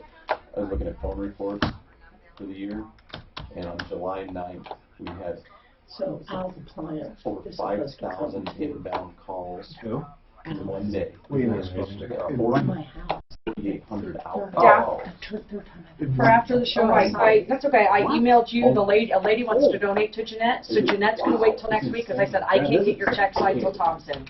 So she's gonna pick up the grocery gift card and the check next Wednesday or Thursday. I'll let her know. In the meantime, I emailed you the listener's number to get all the credit card information after the show, if you don't mind, so I can run that today. I'll run that today. I sent you all her info to call. Yeah, I'm telling Rick to go on now. I want him to donate. Customers to get through that. And then 4,800 outbound? I mean, do you guys call? Simply Floors, One Clear How many people do you have Choice, call? Camp Soul, Other people. House, Rockies. About 12 is probably at that point. Oh my But God. that's a problem. Oh, so what I was saying Or a was, challenge, I should say. Yeah, there you 3 go. times Challenge. they haven't shown up. Well, then you gotta get on them. I did. Okay. I finally was like, look, guys. And I know it's a small thing that you're doing, but I've already paid you to come out here and look at it. That was probably the and first this was frost gonna be day the or the fix. first cold day. So of they're that. supposed to be there today. Oh, Well, let me know if they don't show up. Maybe I gotta call. That's Yeah, where I'll it's let the you know. business. really? More Oh, than yeah. you? Was he the guy that was up and down? And what's weird is it I could be, didn't know that. It could be I 10 think below he's and people gone. will be The one you're okay. thinking of Yeah. is gone. If it gets hot, people go nuts. Did you hear that? I'll bet you Mark doesn't know that. We had people waiting 5 days to get service in July. Like, they were on a waiting list for 5 days. Jeez, you can turn a And fan they on. would call around and I guess still same thing. Or like the small companies like this one you're talking about. Yeah, they I'm just telling won't Rick. call. Right. They just, right. Because it wouldn't get any done. Actually, I'd like to see if we can get Lazara on. If you're trying to work, if you're a one-man shop and you're trying to... All right, welcome to the show, the only show of its kind. We're here to solve problems, answer questions, take your complaints, take our big spotlight out, this big, big spotlight that's actually a radio tower, and expose the people out there making your life miserable. And really, that's what this show's about. Tommy Boy started this thing 40 years ago. In fact, listen to this, longest host of the same show in the country. And trust me, the second is a Grand Ole Opry. And it actually would have been longer, but the cat's dead, so it's over. I mean, you can't count someone that's not alive still doing the show. So it's pretty amazing. We used to have this guy that would really bust Tom's kahunas there. He would say, no, it's not. No, it's not. He'd email every time Tom would say that. So I started thinking, okay, well, let's see if this guy's right. I'm telling you, I researched everywhere, and I dare anybody out there to figure out a show with the same host that has been on for 40 years. You're not going to find it. I have looked everywhere. Even Canada. I even looked in Canada, Bob Logan. Canada. Is that you know right? how desperate I had to be to look for anything in Canada? So Peter Boyles, Rush Limbaugh. Not even close. Peter Boyles, that's a good one. Nope, Rush Limbaugh, not even close. But Peter Boyles, he took a hiatus for a while. I don't remember how long it was, but I asked that same question, and there was someone else like that too. But they were gone for like 2 years. I don't mean like a week or two. I mean they were gone for years and came back. But that was a good guess. I thought of that. But the closest, the Grand Ole Opry, but it had like the same host for a long time, and then the guy either retired or died. It's still on, though. So, I mean, really, the show's been on maybe longer, but not with the same host. So that's the caveat. By the way, who you hear is Bob Logan. He's with Plumline Services, and he's, of course, on our referral list at referrallist.com, and I'm searching for my cheat sheet. Mark, we should try to get Guinness Book of World Records. The Guinness Book of World. Yeah, come on, we should try. You could create anything. I've always thought the Guinness Book's pretty strange because really, some of the stuff they do like, I saw a commercial for the clapper recently. You clap on, clap off, the clapper. So this guy holds the world's record for like 3,000 claps in a minute who's doing the commercial. Who cares? I'm in it in 1979 for the world's longest paper chain. What do you mean paper chain? What is a paper chain? So in junior high, we stapled, the links. You link paper together. I'm calling we did fake the news. We did the world's longest paper chain. Okay, I need someone to look this up. I'm calling fake news. I walked in one time. I'm going to call Daphne out. I walked in one time, and the first words out of her mouth were, "We just bombed North Korea." And I'm thinking, wait a minute. I listened to either CNN or Fox on the way in, and there wasn't a damn thing about us dropping bombs on North Korea. And I'm thinking, there is no way we just bombed North Korea. So, Daphne, I've got to ask you, why did you think we bombed North Korea that morning? All I have to say is, oops. Okay. Good enough. That's a big oof. I think it came up on Facebook or something, and I don't know. Sorry. How old? You said your kids, Bob. By the way, we do have lines open. This is a slow time of year, so we'll do a little thing. We'll do stuff outside of troubleshooting. But 303-713-8255. 303 Martino. 303-713-8255. Your kids were 24, 21, and 27. That's correct. You like that? I got a brain like a steel trap there. So let me ask you this. At what point, or do any of them live with you? None of them. None of them. God, you're lucky. And they're all independent, financially responsible. Everything. Never asked me for a dime. Wow. I'm very blessed. You are blessed. And that might be a record. You talk about the Guinness My Book. oldest is a nurse. My son's a Marine. And then my middle daughter works at the Wild Animal Sanctuary out east. Wild Animal Sanctuary. Yeah, with the lions, tigers, and bears. Yeah, Oh, you got to isn't it go. like Mark, you'd Southeast, love Bob? Isn't it like Southeast, Bob? In Colorado? It's in Keensburg. Yeah, okay. Wild Animal Sanctuary. Well, yeah, good you've job. never heard of the Wild Animal Sanctuary? It is the coolest place. There's a place down in Parker that's like something like that, some wildlife thing. No, this is a rescue, and it's unbelievable. I mean, what do they have, like tigers or what? Lions, tigers, bears, wolves. And you walk foxes, above. lynx. You walk above on like bridges, and you look down. And everybody needs to visit this place. You do. It is so unbelievable. Bob, that's amazing, though. It's like seeing all of these people, or all these animals in their natural habitats, unlike, you know, the zoo where they're in a cage. They're roaming around in their natural I bet habitats. A lot of them come from people that, you know, wanted a pet lion until it grew up, right? I mean, where the hell's a lion come from? That's part of it. These roadside zoos or circuses. Oh, that's true. They rescue them from all over the country. You made me think of this. And outside of the country, actually. Barnum and Bailey's, gone. All these years of the circus. I went when I was a little kid, but, I mean, they're gone. That's amazing. So all those animals had to go somewhere. You wanted to join the circus, didn't you?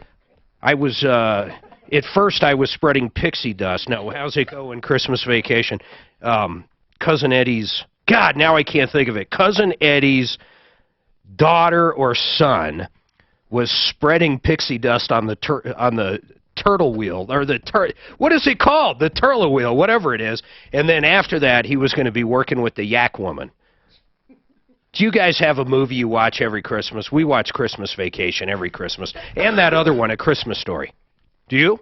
You know, I watched The Christmas Story yesterday, as a matter of fact. But do you watch it every year? But I don't watch it every year. No. Oh, we watch it. I don't have a favorite. Every single year. I still don't quite get A Wonderful Life. It's I don't think I've ever sat through it. I can't sit through the whole thing. I have to say Elf. I love Elf. Elf. A Wonderful Life with Scrooge? Elf is great. Yeah. No, Wonderful Life is with... Is it black and white? Yes. I can't watch black and white movies. Jimmy Stewart, is that? Yes. Jimmy who? Stewart. Jimmy Stewart. Is he a rock singer? I don't know. No, I'm kidding. I don't know. I've never He's watched been in like a You million need to get movies. a little more cultured. I am cultured. Glenn Frank, Fort Collins Heating and Air Conditioning. Bob Logan knows this question. What do you think the #1 complaint we get on HVAC referral list members, and for that matter, most good HVAC companies? #1 complaint. What do you think it is? Take a guess. Might be price. Price. He nailed it every time. How come they came out? I read one the other day. Just like this. It said, I spent $1,700 with so-and-so getting a water heater. Okay? I saw that same water heater the next day at Lowe's for $750. How do you I don't even know what to say to people that say that. I, honest to God, don't even know how to say it. You know, it's interesting because Glenn and I were talking about this at the break. He does some new construction, and we don't. We're 100% service. But he was explaining how, and I don't want to speak for you, Glenn, how you almost have to keep separate books because service costs even so though much. we do plumbing, heating, cooling, electrical, new construction and service, the business model is 180 degrees in opposite directions. Okay, so if you the overhead in a service business is 4 or 5 times what it is in new construction. Let's talk percentages. So if you walk in, you do both, right? You do new construction and then you do residential. Correct. So if you walk into my house and you're going to sell me a new furnace, it's going to cost X amount. And when we're talking about service, you have a salesperson involved. You might have a technician involved. I don't know the makeup of your company, but you've got multiple things involved. You got advertising involved. You've got the truck involved. You got the insurance involved. You got your building involved. Your employee, your taxes. You got everything involved there. So when we're talking new construction, what's different? What is different? I realize there's not a, God, every single time I sit here, this thing breaks. But anyhow. So what is the difference? Like, what kind of percentage? For you to install a new furnace in a new Lennar home or a KB home, and, 20 of them, track homes in a neighborhood, cost you X amount. How much more does it cost you typically to do that in a house that already has a household like mine? The price to install the whole system versus... I'm not talking the price. Just how the much, overhead? the overhead cost. How much more labor... I don't think a lot of people understand this. I'm not explaining it right. How much more labor does the service aspect cost when you're going out and doing, say, a tune-up that converts into a new furnace or something? Yeah. That overhead with advertising compared to if all you did was new construction, and I assume new construction works like this. They have 20 homes they're going to build or whatever. You go out and bid on it, but when you're in there, there's no people, there's no furniture to worry about, there's nothing to worry about. It's new construction. Correct, yeah. Service and even the replacement market is different than in new construction. They're all different. We departmentalize our company so that we can see what it costs to run each department. But service, for example, the reason why service is so expensive is because typically we're able to fix things, within an hour on average, and the efficiency rate is way down. So how about warranty work? It just complaints, comebacks, everything is almost nothing with new construction, right? Well, if you do it right. Well, yeah. Of course.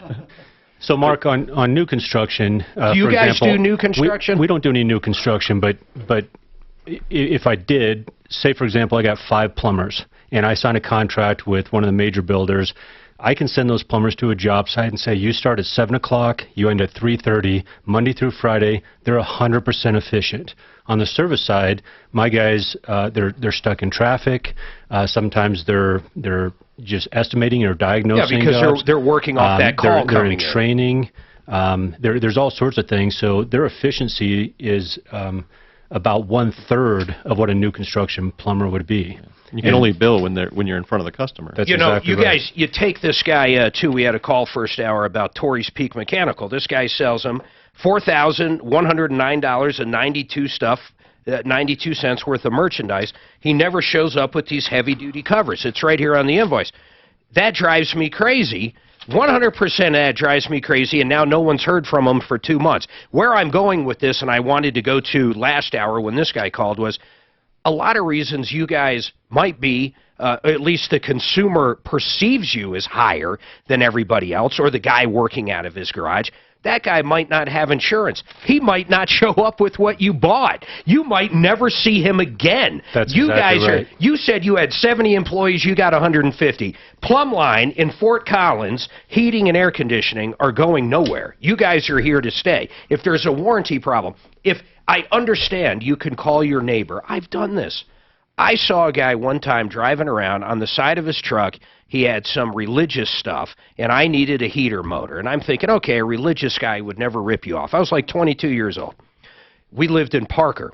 So I called this guy. It was the worst experience ever. I literally ended up spending more money down the road than I would have if I had a larger company that's been around come out. It's just a fact of life. Jolene has a kudos for Plumline. Go ahead, Jolene. Hi there. This summer, my air conditioning went out, and I got several bids from several people, and Plumline was a little bit more pricey, but I couldn't be happier with my decision to go with them. I had other companies tell me I didn't even need a permit, and all kinds of shady things, but Plumline was so professional. They came in, they got it done right Very away. cool. The people were wonderful, and I couldn't be happier. All right, we appreciate Thank you, Jolene. I appreciate Jolene. that. I love getting good stuff on referral list members. Okay, so anyhow, Ben, Guy, everybody hold tight, 303-713-8255. Guess who's going to be open let me see here. Close Christmas Eve. That doesn't matter. Open all day New Year's. You ready? Rocky's Autos. These guys are unbelievable. You're looking for a new car. It's a new year. Time to go get a new car. These guys got 40 lenders to choose from. The best pricing. Here's what I really, really, really like about Rocky's. You ready? If you have a trade-in, let's say you want a better car, a faster car, a newer car, they'll give you great money for your trade-in. In fact, better than most places out there. They got the product, the price, the process down pat. They've got great pricing, better trade-in values. They're not high pressure. You can also bring the kids. They're kid-friendly, family-friendly. My God, they're friendly. They're friendly. Give them a call, 303-426-4646. But honest to God, here's what I love saying about Rockies, and it won't hurt you. If you're looking for a used car, put them on the list. I don't care if you're looking on Craigslist or Blinker or Colfax or the new car dealers that sell used cars. I don't care where you're looking. It's going to be worth the trip to 63rd and Federal. Check them out. You can go see their inventory online as well at RockiesAutos.com. 63rd and Federal, Monday through Friday. Get down there on New Year's. They're going to be open all day.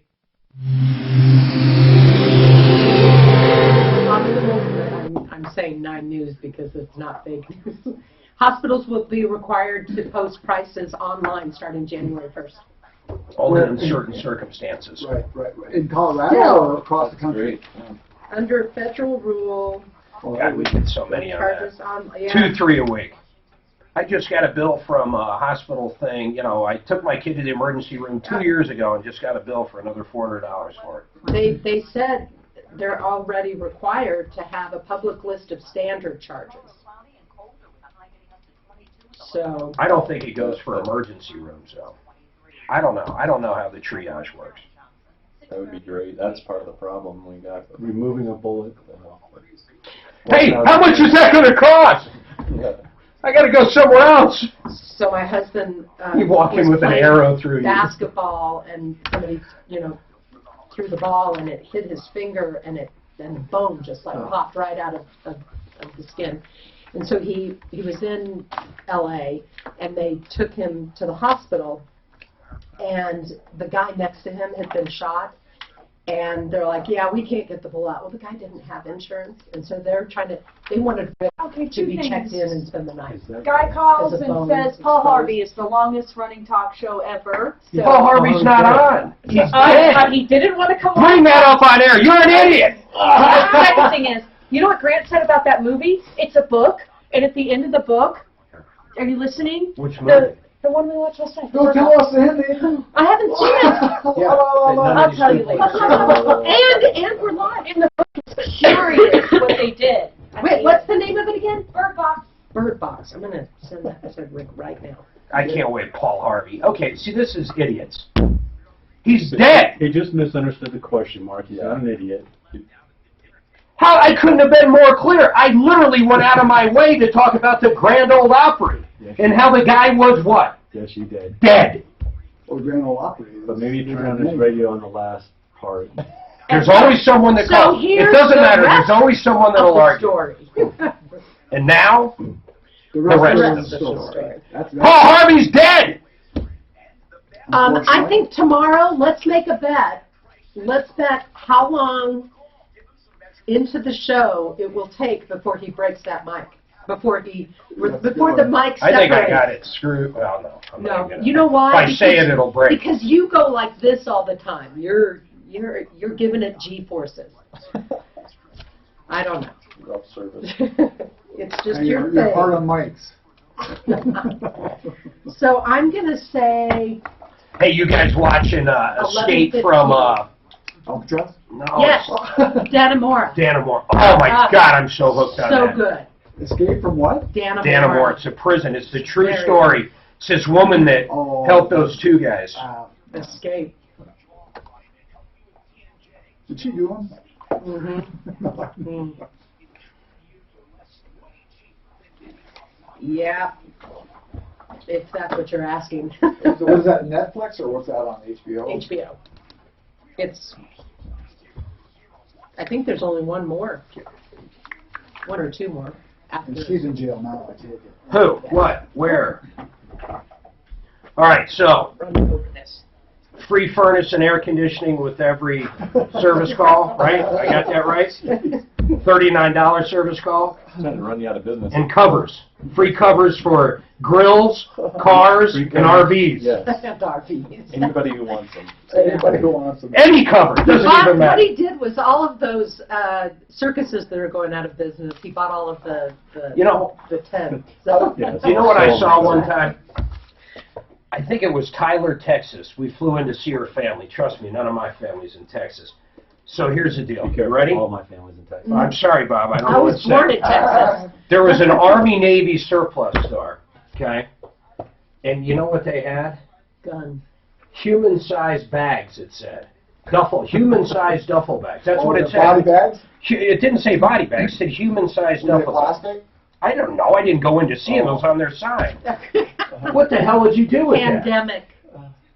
If you walk in to buy one of Preparation. those, I think people should track you. Kind of look. Why are you looking at me like I'm going to go buy one? Maybe it was a setup. Where's your son in Marine at?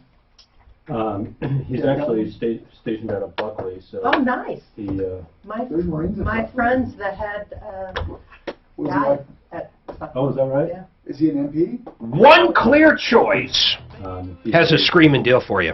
These guys, One Clear Choice garage doors, they did at our old house. They'll do them at our new house, too. But on our old house, actually on the garage we're building, too, they're going to be putting a door in. They'll do the doors, they'll do the openers. But where I was going, one thing on our old house drove me crazy. Every time either the kids would come home or the garage opened, period, it had that old chain, that noisy, and our bedroom was right over it. You could tell when that door was opening from the neighbor's house. These guys came out, and at the time it was like $299. Now it's only $333, okay? It's a LiftMaster 8355. It's got the MyQ technology. It's belt-driven, battery backup, the time-to-close feature. You can add an internet gateway, turn it on and off, close it with your phone. It's incredible. $333 now. And I'm telling you, they're so quiet you can't hear them. If you're sick of that noisy one or need a new one, need a new garage door, need anything to do with garage doors, you have One Clear Choice. 303-565-6409, 303-565-6409, or oneclearchoicedoors.com. All right, line one. Ben has a question. Go ahead, Ben. Bernard, you're up, sir. Yes, good morning. Good morning, Ben. How are you, sir? Oh, yeah, I'm very good. Thank you. Happy holidays to you. You too. What's your question, Ben? I bought a house 5 years ago. It's a bi-level house, and on the west side of the house, they had built what they call a sunroom. It's all glass, and the doors go to the porch. Now, in the wintertime, that sunroom is brutally hot. In this winter, or I should say in the wintertime, it's brutally cold. Summertime, brutally hot. Now, I listened to your show one day, and there's an HVAC guy on there that said there was a technique that they used to put vents into an area that didn't originally have vents. I can't remember what the I think he's talking called. like a split system, like a Mitsubishi or something, guys. I mean, I don't know what he's saying. What do you guys think? Well, you could certainly do a ductless mini split in there. That's it. Okay. That's what it was. There's A your ductless answer. mini split. Do those do hot and cold? Is that your heater and also your air conditioner? Yes, you can get them that do heat and cold, yes. What brands do you sell? I know Mitsubishi makes one. Carrier is typically what we carry. Okay. LG makes one. So you don't have Mitsubishi, to have there's a lot any of different- vents, and that's it. I mean, Correct. you install it. Yeah. Okay. Oh, the other thing it about acts those... as a standalone unit. The other thing, Ben, that's incredible about those, the only one I know about is Mitsubishi for a reason, but I'm sure the Carrier is the same way. The efficiency is unbelievable. They're probably the most efficient things out there. Okay. What kind of price? Bob, is that correct or not? Yeah, the newer ones are very efficient, yes. Like crazy efficient. Right. What kind of price range would that run, just off the top of your head? It's under $40,000. It's between $1,000 and $40,000. No. But today and today only, he's got half off. Ben, they're going to vary, and without, I would hate to even give you a ballpark without looking at it, but we'll be happy to send somebody out for free. They'll take the measurements, do a what we call a heat and cooling load calculation, and tell you exactly what you need, and there's no cost for us to do that. You can't beat that. Just call them. Right, your company's name was? Plumline Services. Oh, that's right. All right, Ben. Write that down. Appreciate it, bro. You can call us at 303-586-1086. Look at you. Look at you out there giving your phone number. I don't recall or go to giving you permission. plumlineservices.com. I don't recall giving you permission to give out that number. Okay, go to plumlineservices.com. You didn't pay for that Go to last number. plumlineservices.com instead. Okay, See what I got to deal with, Ben? Thank you. 303-713-8255. Robert, if Suzanne's telling me this right, you're literally in a Target or a Target right now with an issue. This is interesting. Robert, are you there? Yeah, I'm here. What's going on, man? You're in a Target right now. What's happening?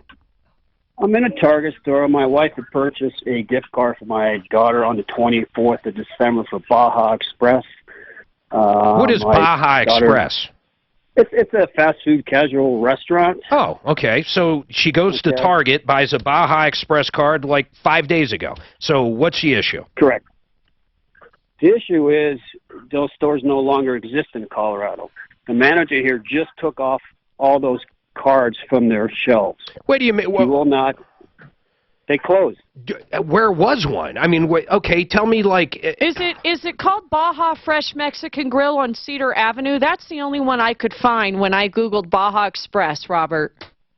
Yeah, it's just Baja Express, to the best of my knowledge. And it says Quite permanently obviously, I've closed, never Mark. visited. Yeah. So, does your daughter... I'm trying to figure out why she bought her that card. Does your daughter like it, or did your wife just grab a gift card? Why that card? My wife bought that because my daughter's a vegan, and she assumed because it says Baja Fresh Express that they have fresh items that can be for vegan diners. And did your wife know there was only one location? In Arizona? That's the only location there is now, is in Arizona? Yeah.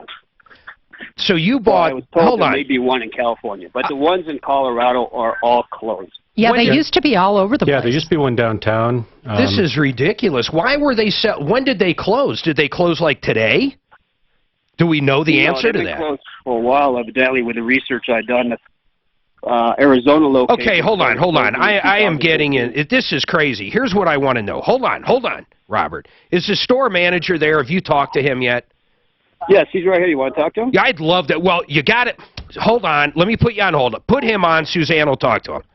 Here's the deal, Suzanne. Just tell him he's going to be on the air. We can't just cold cock people onto the air. I mean, we have to tell them. Seriously. 303-713-8255. Let's take a break. Hopefully we come back. I can't imagine they won't give him a refund. Is that where that's going? Do you think that's where it's going? I mean, I would guess so. If there's no restaurant here, what's she going to fly to California to eat at Baja Express? Target, get your crap together.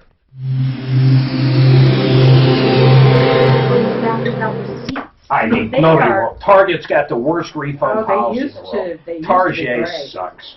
But you have to have that little piece of paper that comes with your receipt.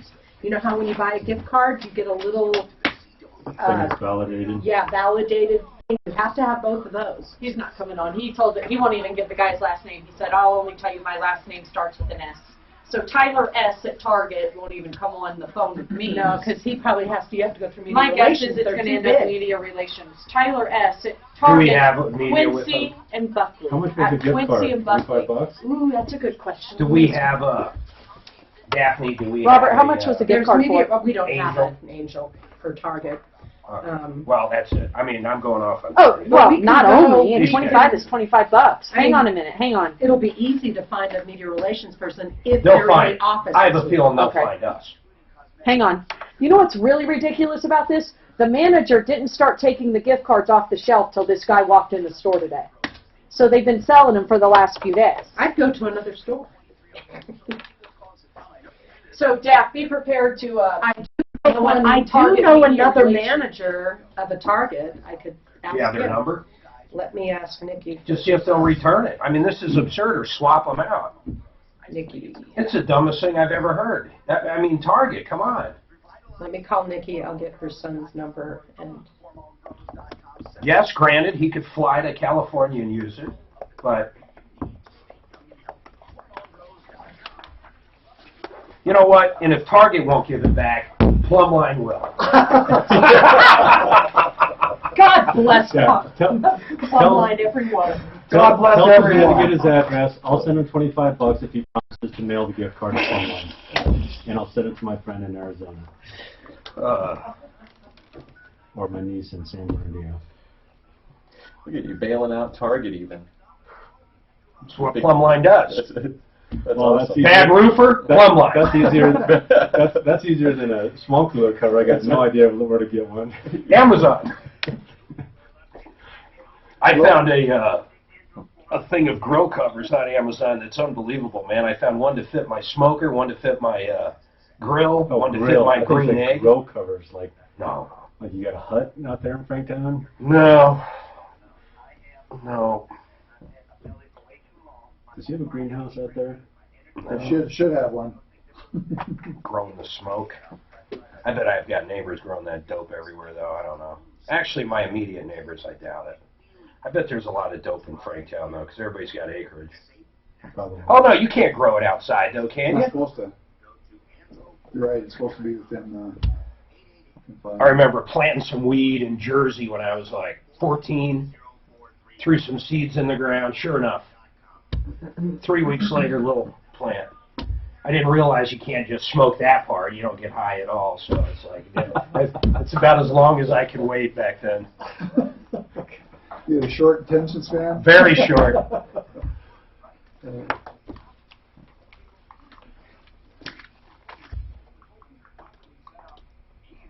I like that Joan, don't you, from yesterday? Yeah. Sullivan. She is. Hey, what was the first attorney you said? I need to get some contracts looked at. Oh, he's so good, man. What are they? Real estate? David Salisbury. Salisbury? Yeah. No, it's for Plumline. It's so when we do excavation jobs and stuff like that. He'll be great at it. He's not a litigator.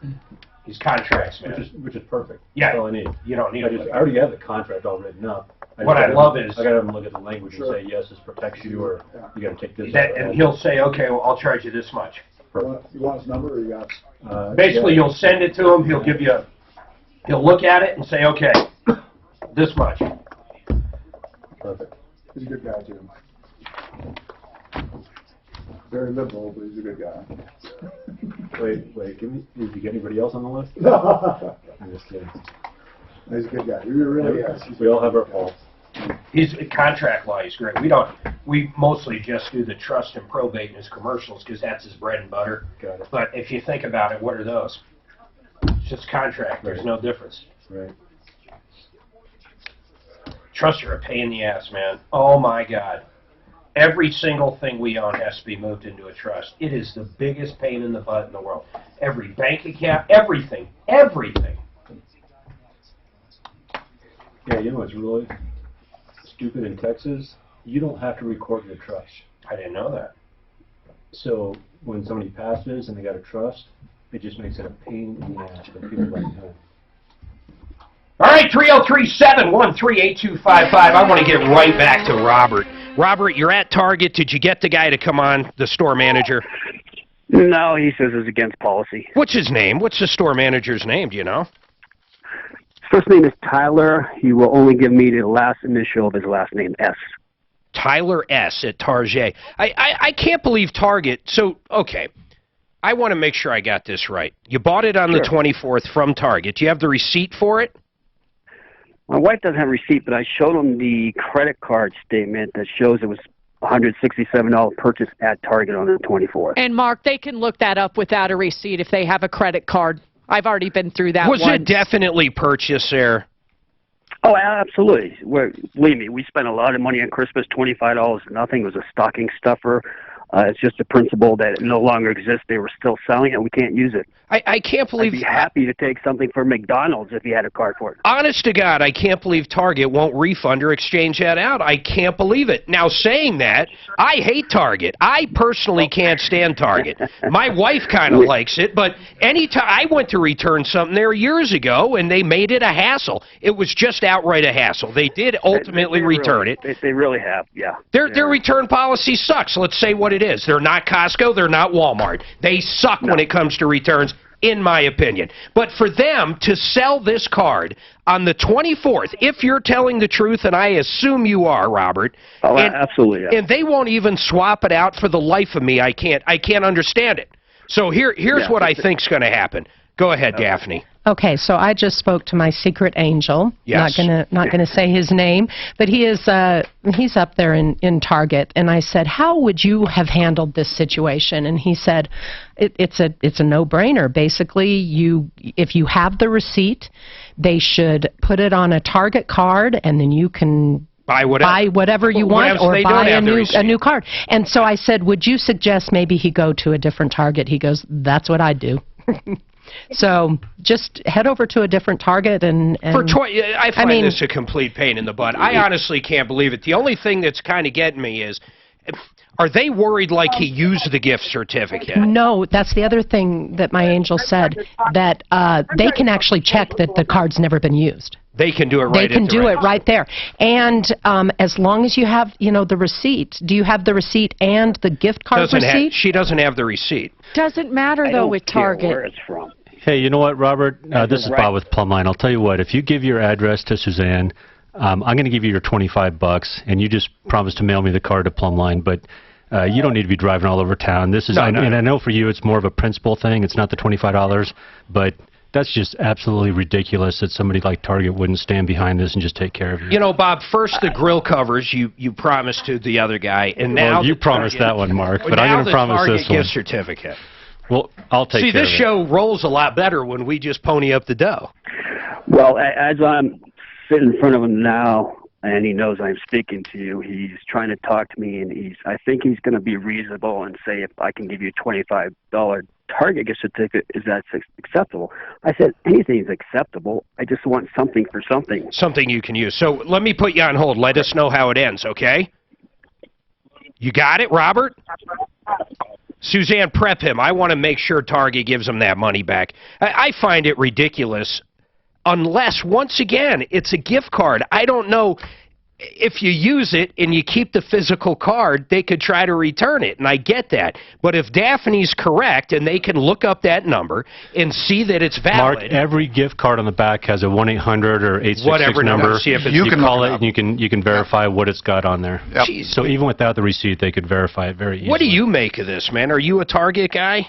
No, but I'm just curious, how does it work for a department store? If we're in business and we got a department store, how do we make money off those gift cards, and are we accountable for those? Gift cards are weird. There's been some law changes in them. Like, I don't think they can expire anymore depending on them. They used to have an expiration date, so someone would give $50 for a $50 gift card, and then 6 months later, it's worthless. So I think the Fed stepped in and actually changed that. But I think they make a lot of money off of those gift cards because people will spend them and and there's still $5 left. Oh, yeah. You figure hundreds of thousands that have $5 left, they're making money. So here's a great consumer tip. Seriously, every time we go to some restaurants, we like Maggiano's. I love Maggiano's. You guys ever been there? Yep. Maggiano's is outstanding. Great restaurant. You can go to Raise, RAISE.com, Raise.com. It's gift cards for anything you can imagine. So when it comes to Hotels.com, which I use a lot to book hotels and restaurants, I can go there and within 1 minute purchase generally a Maggiano's gift card, a $100 gift card for $80. It's delivered electronically in about 30 seconds. So while I'm sitting there, I know how much I want to pay for the gift card or how much I need. Save 20% just like that every time. Hotels.com works the same way. Hotels.com has the cheapest pricing out there. They'll match anybody else's price, like Priceline and everybody else, but I can go to Raise.com and buy a Hotels.com gift card, a $2,000 one for 10 to 15% less. It's incredible, and it's safe. I've never had any issue. Have you ever heard of them? And they send it to your phone, or they mail you the gift card? No, if they mailed it, it would be worthless. It goes directly to your email, ready to use. Oh, that's perfect. I got to try that. Almost any restaurant out there. Keith has a comment on the gift card. Yeah, Keith. Hey, Mark, how you doing, bud? Good, bro. Thumbs off still. So, hey, I was telling your wife, I bought my son Xbox, 3 of them, $100 at Target. Yeah. It's Southwest Plaza, and someone already scratched them off. And He called Microsoft. Target never did anything, but that happens a lot over there. They just don't care. Well, this one's even weirder, though. There's not even one of these restaurants in the state that's open. I mean, that's about as strange as hell. At least on Xbox or something. I don't think, listen, Keith, I don't think by scratching that off on the back, I'm pretty sure the register has to validate those. No, that's what they're doing. Some of the people were taking them, you know what I mean, and putting them back in. Oh, okay. I got what you're saying. Yeah, so what I would, I told them too. So in other words, this one might have been used, is what the store manager was afraid of.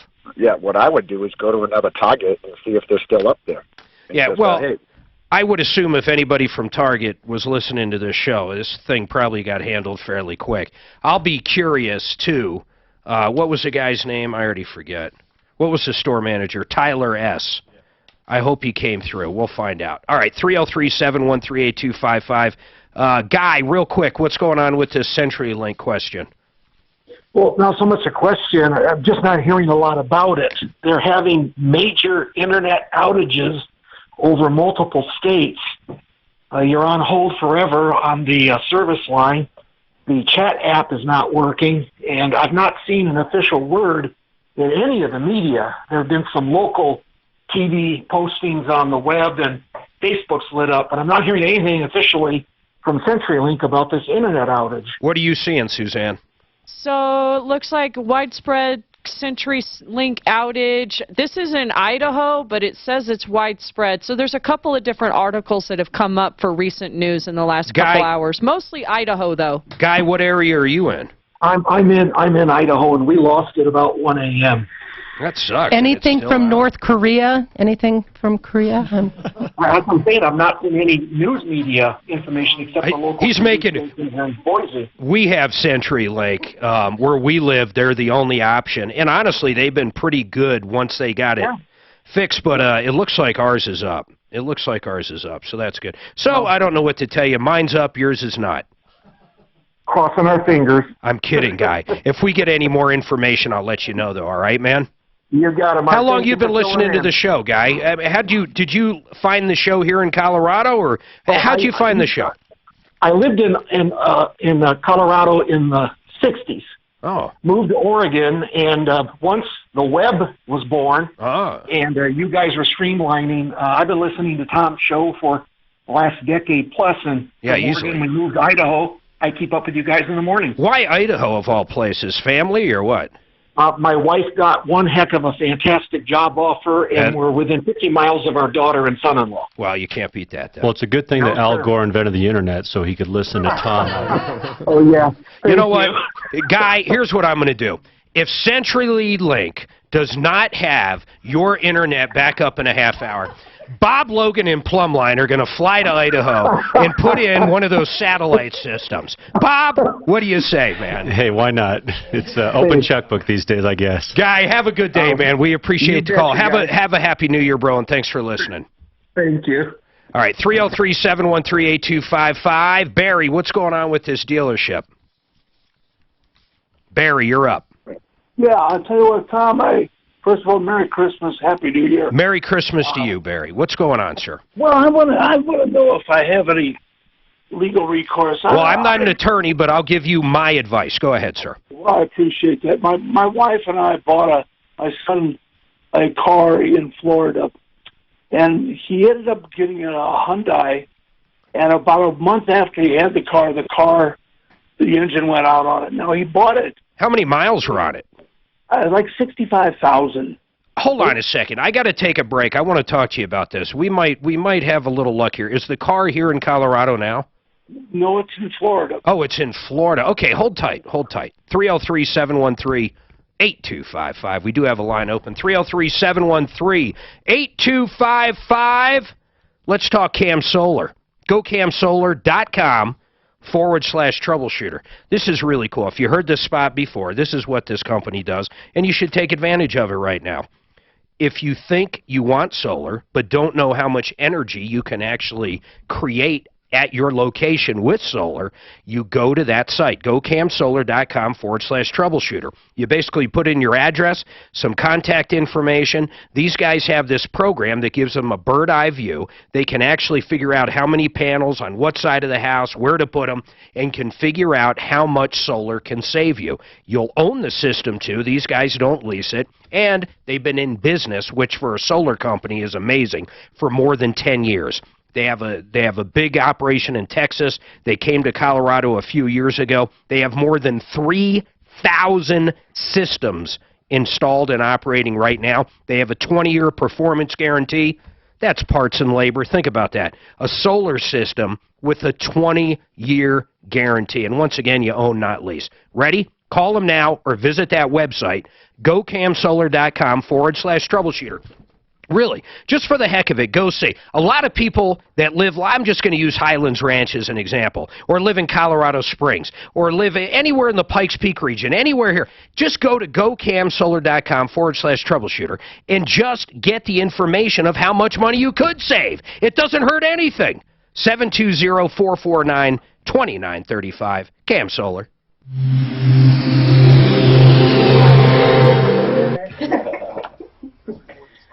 That's what you get. Did I do Lazera? I don't think I did. I did do Rockies. You just mentioned them. Maybe it's through the commercial. Idaho. Man, we get calls from everywhere, don't we? Waiting for that North Korea one. Usually I have a bunch of my old friends in this time of year. I didn't do Dave and Talib this year.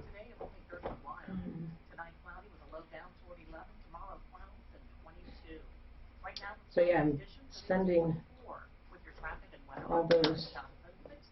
So, okay, raise.com. So we have all this, Discover. You can sell your old gift cards on there too. Oh, okay. It's a secondary market. But what do you get for it? Mm-hmm.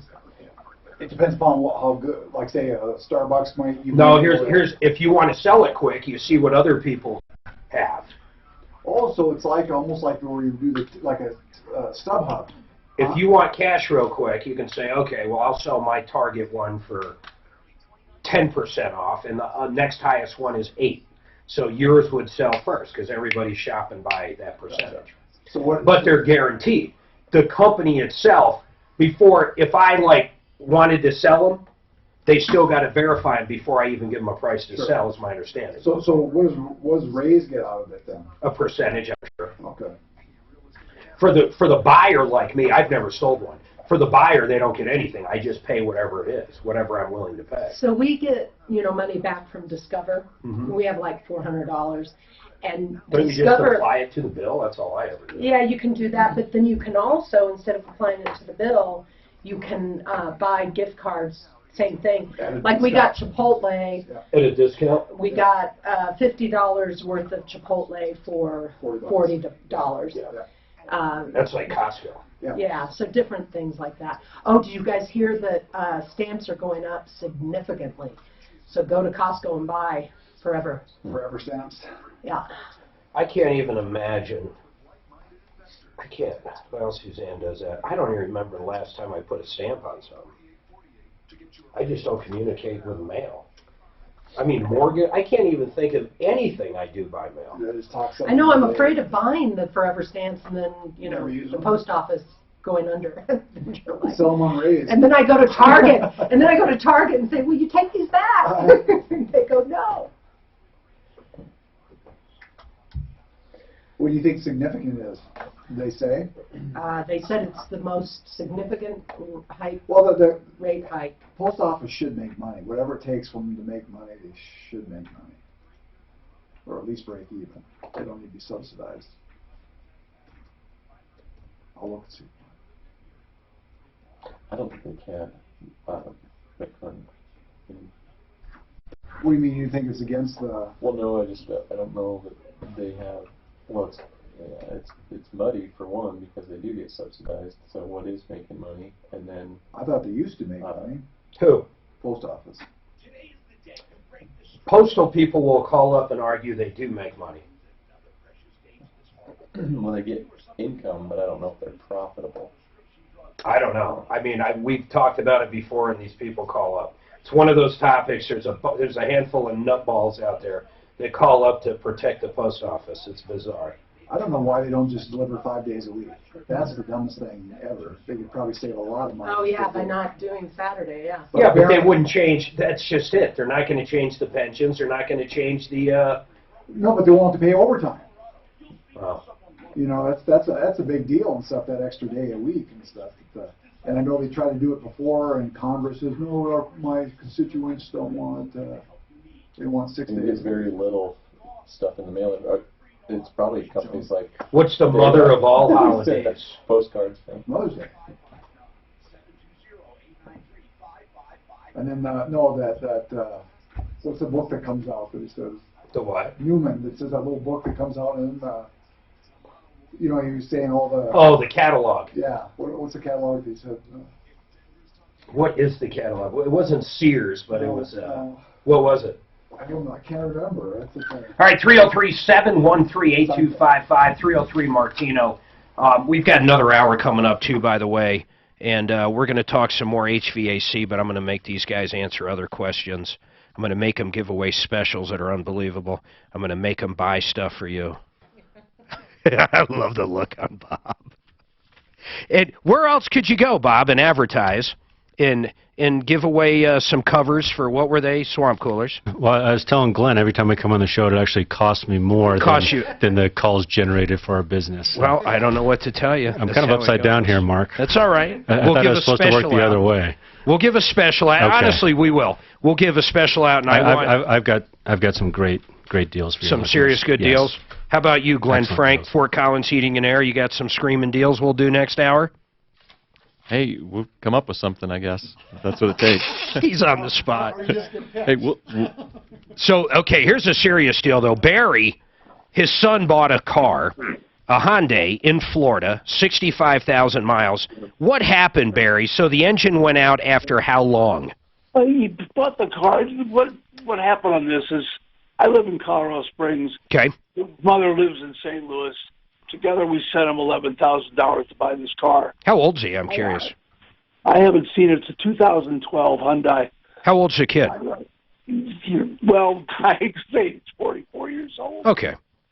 So anyhow, I know Justin, my son, is not a car guy, but I found out about this. He had the car for about a month, and the engine went out on it. Well, I got involved on this thing just recently, and I wonder if I figured he bought the car as is, you know. I would assume he bought it as is. It's used. It's past. Hyundai would have had a warranty at 60,000 miles regardless, but it's past that, so I would assume it is as is. I mean, did he purchase a warranty? Do you know? No, he did not. And even if he did, it was most likely pre-existing, so the warranty wouldn't have done anything. So, but really, you know, if he bought it as is, the whole thing sucks, but do you think they were trying to cover something up and they knew it was a bad car? How many miles did he put on it? Well, no, hardly nothing. I mean, he basically had it for a month. Maybe put 1,000 miles on it max. But the question I got into it and started looking at that car. It has a 2.4-cylinder engine, which has got recall. I mean, Hyundai Kia had major problems with this engine. And I'm trying to think, does the dealer have any kind of responsibility? We had a warranty engine on a Hyundai less than... Suzanne, when did Miles get that engine warranty? I think he was under 25,000 miles, Mark. Yeah, but I mean, it was only, a few months ago. Oh, yeah, it's back in September. They did. They had a major problem. Now, because ours was under, 100,000 miles, because we're the original owners on it, they did it with no problem, gave us a loaner car, the whole bit. But, man, I don't know if you'd be covered, but you bring up a very good point. Here's what I'd like to do. Man, he's in Florida. I know who I'd call here. I'd call McDonald Hyundai. I just bought one from them. They're great guys down there. Let's call Suzanne. Hold on. I want to put this guy in hold. I do want to reach out. I'll tell Dan what to do during the break. I want to reach out to McDonald Hyundai and see what they would do if this was a situation here in town. Maybe they can help us and guide us in the right direction. 303-713-8255. We have lines open. 303 Martino, live at Troubleshooter.com. We've got a lot coming up. My name's Mark Major, and you are on the Troubleshooter Network. No, they can get his VIN and see if that engine's recalled. They did my 2014 ones had. So I want you to call, man, let me find the guy at I McDonald's. hate Well, McDonald's. no, it's Susanna. I love after this last deal, They- I am telling you, I gotta get the love guy's this VIN. guy. You gotta get his VIN. We You had can't do so anything many without a problems VIN. with them. I can't believe you're even saying it. Like what? For what? So From we McDonald's? bought, so we bought a Porsche, and they wouldn't, we knew something was wrong, they wouldn't let us drive it. And so he said, all right, you put into the contract that if anything major is wrong with the car, that we get to return it. Took it directly from the dealership, we drove it directly to Eisenbaum, the number one Porsche guy If you in want to town to sandwich look a at, spot in the next And a break, rod was gone. 1204.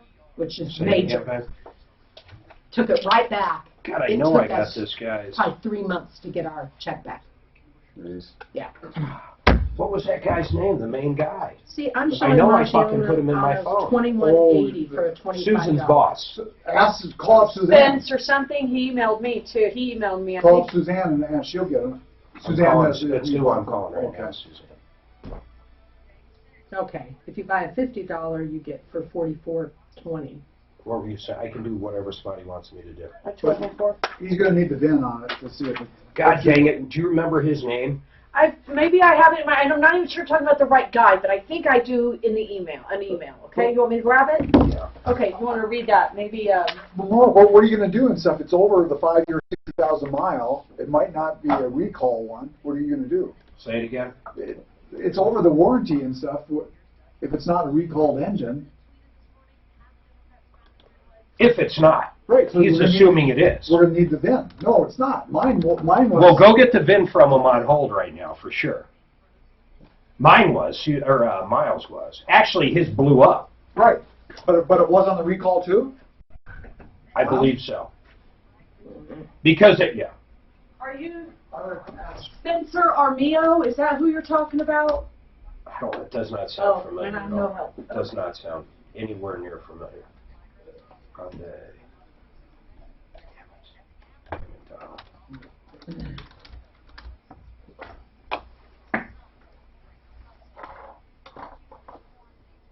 Did I miss the macaroni and cheese festival? Here's Susan.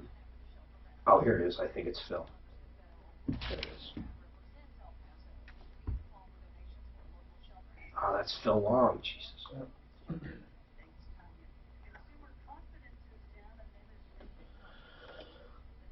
This is going to drive me crazy. I can't find this guy's number.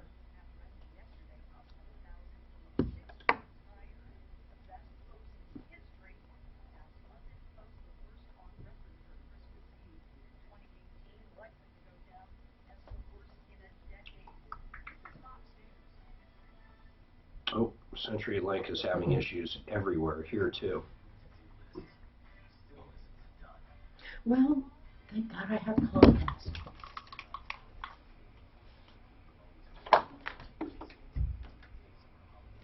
Yes.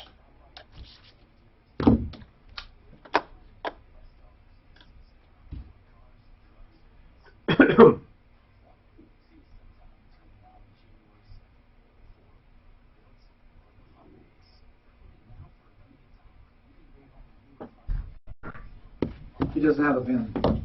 Who'd you want me to do? Which one? 1 minute.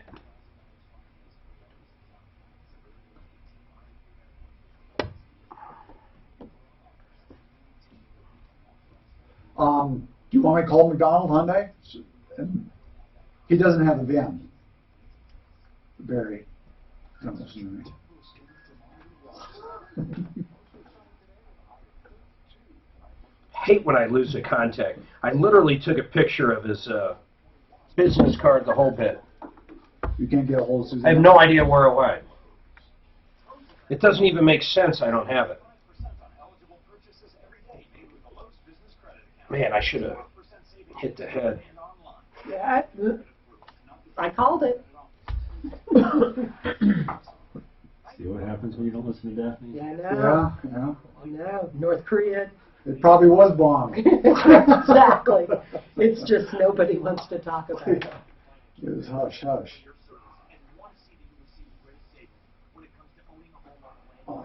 call McDonald Hyundai and ask for them. Oh, I'm so pissed I can't find this guy's number. I really want him on too, man. We're got to figure this out. Well, Ask Suzanne. Can't you look up in the, it's in my email. You said. I got just the number. Say it again, bro. What's his title? Just call up and ask for the sales manager that's name is David.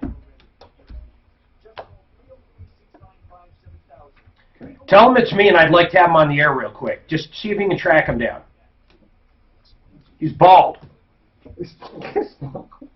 All right, Joseph A. Lazare, why is that name important? Well, if you got caught shoplifting or assault, or you've got an issue with your neighbor, maybe your kid got a DUI, anything that happens and you need a criminal law attorney, Joseph A. Lazare is who you need to call. You know, being accused of a crime is serious, and I mean any crime. It can ruin your life in numerous different ways, and if it happens, you have to have representation in that courtroom in front of that judge. He'll give you the best advice out there. He also has great pricing, and I mean that. If you call around to some attorneys, let's just take a DUI, it could cost $10,000, $15,000, $20,000. Joseph will talk to you. He'll give you an idea of exactly what it'll cost. It'll be basically flat rate pricing. If you do go to trial, it'll be this much. If you don't, it'll be this much. But he's got connections all around town, too. So if you get caught doing something and you're in trouble or you're facing accusations and you did nothing, you need a good attorney. And Joseph A. Lazare is the one I want you to call. Here's his phone number. Write it down. Put it in your wallet. Put it in your purse, your glove box. Have the number when you need it. If you have any questions, he'll always talk to you. 303-429-6200. 303-429-6200. Joseph A. Lazare. Everyone loves to celebrate the season at Carrabba's Italian Grill. And now...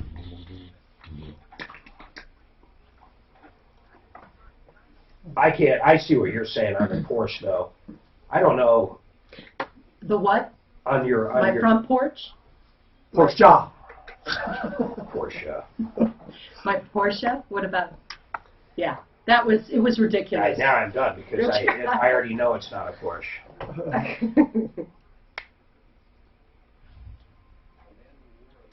Come on. Come on. You know I'm right. So the postage is going up a nickel. That's the most. Biggest since 1991. That's what I thought. 10%. I just didn't have all the details. I knew it was a nickel. A nickel a stamp. That puts it at what? 55. 55 cents. I can't drive. 55. I guess nobody's getting Christmas cards this year. 10%. Jeez. Welcome to the show, the only show of its kind. That's right. We're here to solve problems, answer questions, take your complaints, make your life a little bit better, figure out problems. In fact, we're dealing with one right now. Barry's kid bought a vehicle. He brings up an interesting question. The vehicle he bought as is, I think it was a 2000, I want to say 12 Hyundai, had 65,000 miles roughly on it. Engine went out about a month after his kid buys it. Now, of course, he bought it as is. I don't want to give the same speech you hear every single day, but for the new listeners out there, I don't care if the vehicle says it's got a 20-point inspection and this is great and that is grand and everything's wonderful and peachy and everything is perfect. It doesn't matter. If you buy a vehicle as is, listen to me, it is literally as is. Now, if there was fraud involved, in other words, if they knew the transmission was going out and they put sawdust in it or whatever would be like that, then yes, if you could prove that, that would be fraud and that would be different. But in general, and it is funny, Dan, everybody that goes through this, they always do say it's fraud, don't they? Every single person. Well, they told me this and that. Okay, so if we call them, they'll tell us that, right? Of course, it never works that way. But here's my point on this one that is curious. There is a recall out, possibly, on this vehicle. So, Deputy Dan, did you get the VIN number on this? Do you know how to use that mic? I know you've only been here. He doesn't have it. I got him. He doesn't have the VIN number? No, it's his son's car, right? But he So paid for it. My God, he doesn't have the VIN number. Doesn't have the VIN Hold on number. a second. Barry, how long is it going to take you to get the VIN number, bro? Well, Bruh? My son is back up in St. Louis right now. But Barry, I don't need the life story and the geographic region of where your son is. When can you get me the VIN number? Oh, it could be maybe I have it maybe in a week. A week? Where is he? Now I'm interested where he is. Iraq? No, the car is in Tampa.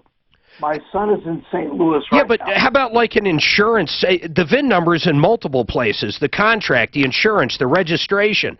Like if he's got Progressive Insurance, he could go to progressive.com and get the VIN number. Well, I need to call him and talk about Okay, here's what we're going to do, though, regardless. I mean, okay, here's what we're going to do. We've got a contact at a Hyundai dealership here. We're going to run that VIN number once we have it and figure out if it's part of the warranty. If it is part of, not the warranty, I'm sorry, it's a recall, part of the recall. If it is, I'm going to see if they won't go to bat for you and try to figure something out. Fair enough, okay. But I've got to have that VIN before anything. Oh, I understand. What year was it again? 2012 Hyundai Santa Fe with a 2.4. And, yeah, I'm picking out information, basically, because I'm the car guy, basically. I know about things like this, and unfortunately, my son just went out and bought a car. And unfortunately, his mother and I supplied him with money without tracking what he was buying. You know, Barry, I do want to help you out, and hopefully we can, but I've got to ask you this. You said the kid was 44. Yeah. Why do you think he didn't know how to, like, get the vehicle checked out and stuff? I'm just curious, man. I mean, look back on it. He's not listening right now. I mean, what do you think? Well, it's all a matter of basically a divorce between him and his mother. I swear to God, that's a very honest answer. Honest to God, it is. Yeah. So you weren't in his life for part of it, and he probably missed out on a lot of stuff. Well, he's been living in Florida for 20 years, so we really haven't been hand in hand. I've been down there and seen him, but again, it's, yeah. We don't, he went out and bought a car without consulting me. Yeah, I got you. But at some point, he's 44. I mean, at some point, you know, he needs to, well, you know what? I bet he's learned now. I bet next time he buys one, he'll have it checked out. Yeah. So let's do that. I need that VIN number. Does Suzanne have your information or not? I haven't given her anything. All right, hold tight. Suzanne's going to get everything. We need that VIN number, so as soon as you get it, she'll give an email or a phone number for you to get to us. Got it? Mark, I'll get on it. Thank you. You're welcome, Barry. Hopefully we can help you out. I'm hoping it's part. Here's the issue, though. If it's not part of the recall, Dan, you're a Hyundai guy like me. You've had two. Were any of yours? No, they weren't. I'm just looking up right now from 2012. The 2.4 is the Sonatas that were recalled. Isn't that weird? Not the Santa Fe. Yeah, unless there's still some gotta that got thrown in there. Yeah, and it's the same engine, isn't it? A 2.4. Yes. So I guess I wonder why one would. I don't know. We've got to get the VIN to figure it out. That's going to be the best way. Bob Logan, Plumline Services. No joking aside. No joking aside. I think I said that right. No, wait. Joking aside. See, I almost got you. You did almost get me, Mark. I'm a linguist. We talked about this last time I was on the air, about how people use phrases wrong. Oh, they use phrases wrong all the time. Or just words. Oh, my goodness. Like irregardless. Irregardless. Or, you know, Tom's diction is not as good as it used to be. Oh, he's not here. I'm usually used to sitting there and poking the bear all the time, but he's not here. I always tell him, my goodness, man, if I have to tell you... I'm not sure I even want to comment on that. If I have to correct your grammar again. One time I said to him, I specifically don't like your diction. And it took him a minute to realize what I just said. And then he's like, you said specifically. Whatever. Anyhow, all kidding aside, give us a heck, and I mean a heck of a deal. Okay. HVAC, what do you got? HVAC. So, as we know, we don't have the snowfall or the cold weather. It's been pretty cold this week, but we don't have the weather. And I've got... This weather has been... I had to intervene. It's slew beautiful. Of install crews that I want to keep busy. Yep. I always find ways to keep them busy because they got bills to pay. I'm not going to send them home. They're probably vacuuming your house. See, what happens is lawn. most companies, they'll hire for the busy season, then they'll lay them off in the slow season. We keep our guys busy. All the time. And I got to keep these guys busy. So if you are in the market for a new furnace air conditioner, if you buy a new air conditioner I will give you the furnace, the matching furnace, absolutely free. And if they're both over, hold on, you bring something up. If they're both over, let's say the furnace has an issue right now, or the air conditioner had an issue from last year.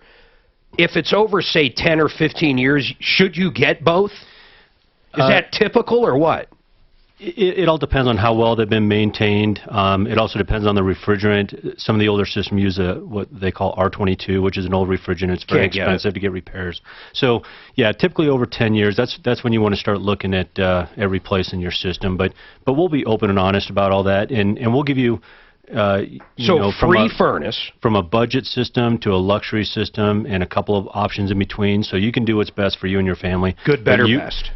Exactly. You buy the air conditioner, I'll give you the furnace free, and then of course I'll ask you to pay the labor. But it's a smoky deal. It's over $2,000 value. So Plumline, that's 303-586-1086, and for the sake of Glenn Frank, who's with Fort Collins Heating and Air, is in studio with us too. Right now, you guys don't go to Fort Collins, so that deal wouldn't be good there. Unfortunately, we don't, but Glenn will take care of you. So I don't know what kind of deal he's going to give. I'm not going to throw a deal out like you do for me. I'll let him. You're not going to tell Glenn what he's going to do? So, Glenn, throw us a deal out for people in. So, you're Loveland, Fort Collins?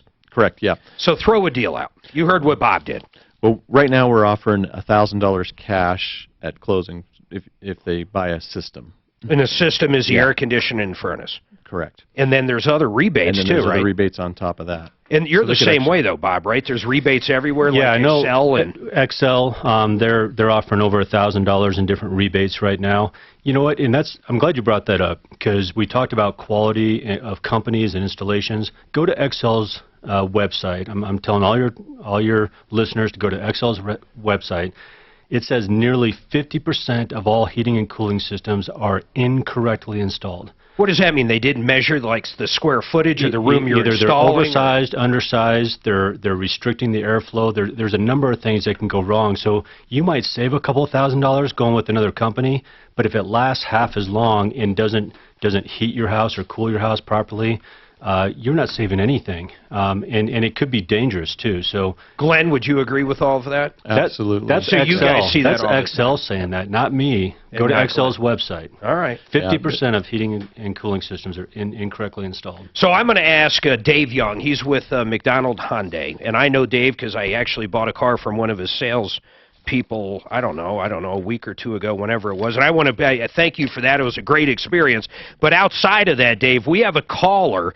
His kid, tell me what you make of this. His kid bought a used car from a dealership in Florida, so I don't even know the name of it. Okay, you follow me so far? I got it. It's a Hyundai. It's got 65,000 miles on it. We do not know if it's part of that 2.4 recall on the engine. My kid on one of his other Hyundais, we had that recall, and basically he got a new engine out of it under warranty. But here's the question. Let's say it is covered by that recall. He bought it secondhand after the 60,000 miles bumper to bumper. So would Hyundai actually still cover that recall on something with 65,000 miles, second or third owner? You know, usually in that case, the recall is going to follow the car, not the owner. So what I would recommend for him to do is bring it into our service department. We'll take a look at it, and we'll get them all dialed in. Be a long drive from Florida. He's in Florida. Currently in Florida. Yeah, so here's what I'd like to do. We're tracking down the VIN number. I'm going to have Suzanne call you back with the VIN number. Get with your service department there at McDonald Hyundai and figure out if this thing's under warranty, and just remember it's the second owner or whatever. And it's a 2.4-liter Santa Fe. Yeah, it's a 2.4 Santa Fe, but we'll get you the VIN. Awesome. What did you make of all that? Why do you think Hyundai recalled so many? Do you have any idea? Do you know what was wrong with these engines? They did recall quite a few of those 2.4s. You know, they did have some recalls. As far as the exact cause, I'm not 100% sure on what the actual root cause was. It would be a great question for my service guys. But hey, I'm going to give you a shameless plug here, and I mean it. I went to you and I said, hey, I've bought a ton of these vehicles through Arapahoe Hyundai, and here's the best price you're giving me, and you gave me a better price. Do you guys generally meet or beat any price out there? Not just on the Hyundais, all your dealerships, or how do you, I guess I should ask you that. How do you generally work? For everybody listening out there, shopping for a Hyundai right now, I know you're just on the Hyundai part. How do you work? Will you beat their price? You know, we just look at the whole deal, and we want to earn your business. You know, we're going to work hard to put a great deal together for you. You know, most time we're able to beat or beat anyone's deal out there. Sometimes, you know, there's the occasional quote that gets sent out that's fake. A ridiculous number. Yeah. But you know, we're always trying to earn your business. That's what Well, that was cool. They got me ready for this, Dan. You're going to be jealous. Ready? 0% financing, bro. That's good. It's unbelievable. I liked it. I bought my car there. You bought yours there? McDonald Hyundai, yeah. Same sales lady, and I love Yep. my Santa Fe, Dave. You Thank bought you. one from Suzanne? Yep, sure did. That's wild. All right. Hey, I appreciate it, Dave Young. Hey, thanks for the call. You're welcome, man. Thanks. Hey, we're going to get you that VIN. If there's anything we can do to get this guy an engine, please have your service department look into it. We'll fight. Absolutely. We'll do whatever we can do on this side. But, man, if this thing's covered, I agree with you. Maybe it should follow that car. But let's figure it out. Absolutely. We'll get him taken care of. Thanks. That's McDonald Hyundai, by the way. His name was Dave Young, 303-795-1100. 303-795-1100. Scott's got an issue, or at least a comment on Planet Fitness. Scott, what's up? Hey, Mark. Again, thanks for everything you and Tom and Suzanne do. I've been listening to you for a long time. They're okay. I have an issue with Planet Fitness. I was growing a beard for no beard, or whatever that is, for people with cancer, and I was grooming. You know, after I shower, I'm a professional and I have to be groomed. I wasn't cutting my beard. I was just shaving underneath my neck. And Are you shaving supposed to? across the beard. I'm very naive at this, Scott. I don't go to a fitness club. Are you not supposed to do that in the locker room? Well, they told me that no shaving was allowed. Okay. So what happened? Well, he just told me that it wasn't a barber shop and no shavings allowed. And I've been going to working out at fitness areas for probably 30 years, and that's the first time I've ever. It's either going to be in the agreement or not. Now, a couple things. It's not an agreement. And Okay, it's not posted. but hold on a second. In that agreement, and I'd like a copy of that, because I'm assuming there's a clause somewhere there that basically says, in layman's terms, we can change the rules when we want to change them. There was something in there that said they can make verbal rules. So here's the deal, though. Is it just one guy being a jerk? I mean, if you did it again, yes. Then what do you care if he catches you again? What's going to happen? I mean, do you think he'll kick you out? Well, I just don't agree with their policy, and I don't appreciate the way I was confronted in the.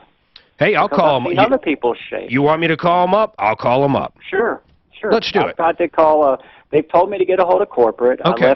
I talked to corporate twice. A regional manager was supposed to call. What do they say? Well, okay, I got to ask you guys. Hold on a second. Hold on, Scott. I need to poll the room. Honestly, you walk into a fitness club. In fact, Dan and I just played racquetball yesterday. Yeah. And I went into the locker room afterwards, and there's the shower in there. There's the hot tub.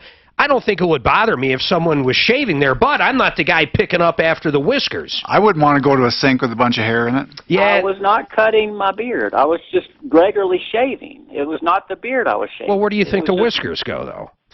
Well, the place I go to, you can shave all day long if you want. Hold on. This is a curious conversation. Hold tight. 303-713-8255. Very, very serious subject. The Raleigh House. Tom and I came up with a phone number for these guys. If you have someone suffering from drug addiction and you've tried talking to them in many ways, you know, some people call it tough love, or maybe you weren't tough enough, or whatever you want to refer to it as. The Raleigh House came up with a phone number, and this will help you talk to an addict. It'll tell you how to get through to them. And these guys are great. They have individual treatment plans. They're based right here in Colorado. They have numerous homes around. Excuse me. And this time of year, a lot of things can trigger re-addiction. I don't think that's right, but people slipping, you know, marriage problems, legal problems, financial problems, family problems in general. But these guys do a great job of helping people out. You know, on the behavior side, they do individual and group counseling. environmental help, psychological help. They do actual medical care too. You know, they do the blood work and the proper nutrients to get your body ready to get healed and supplements.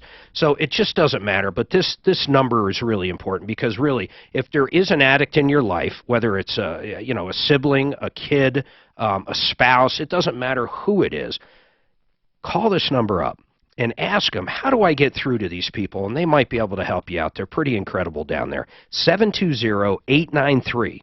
720-893-5559. It's the Raleigh House. Great people. 720-893-5559. This report is sponsored by Lowe's. How long do I got? 3 minutes. Go! Make it snappy. That's what he calls it? I don't know. I have no idea. TMI. I don't know. He's going to just shave and trim up. He should have done it. You know what? Should have done it himself. Somebody probably complained, and Let me I tell you, tell would you, you cleaning it is a pain in the butt. Is what? Cleaning. Oh, I agree. But, I mean, you shave and then you go... Do they? You know what he should ask?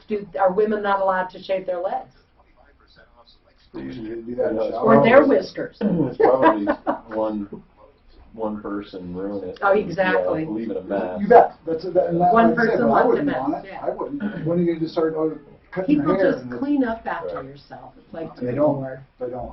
Oh my! I used to work in a fitness center in Nautilus.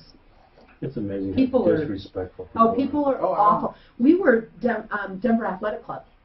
You know, downtown Denver, old, prestigious, nice, and you would not believe. I would believe. Oh yeah. Yeah, but do you know that they still have the men's locker rooms have, like, one of them has a bar and TV and everything. The women's locker rooms are just basic. We're like, where's our bar?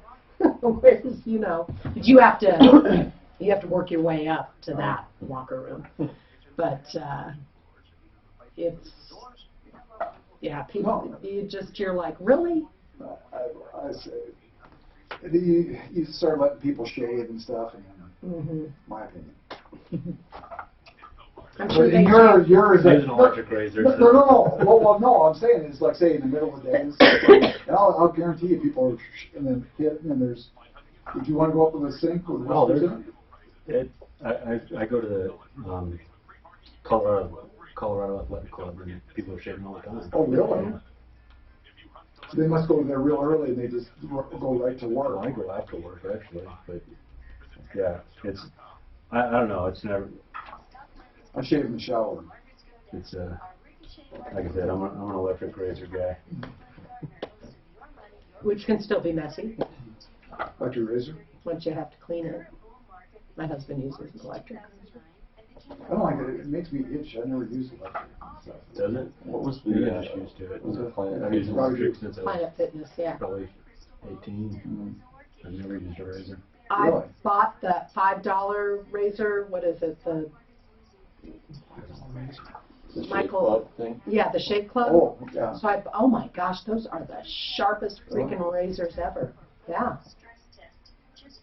You use it? I bought it for my son. Okay. But then I thought. So you get the monthly plan? Don't they send them every Yeah, month? but you can do 6 months, Okay. which I did, because he can't. He has to use an electric.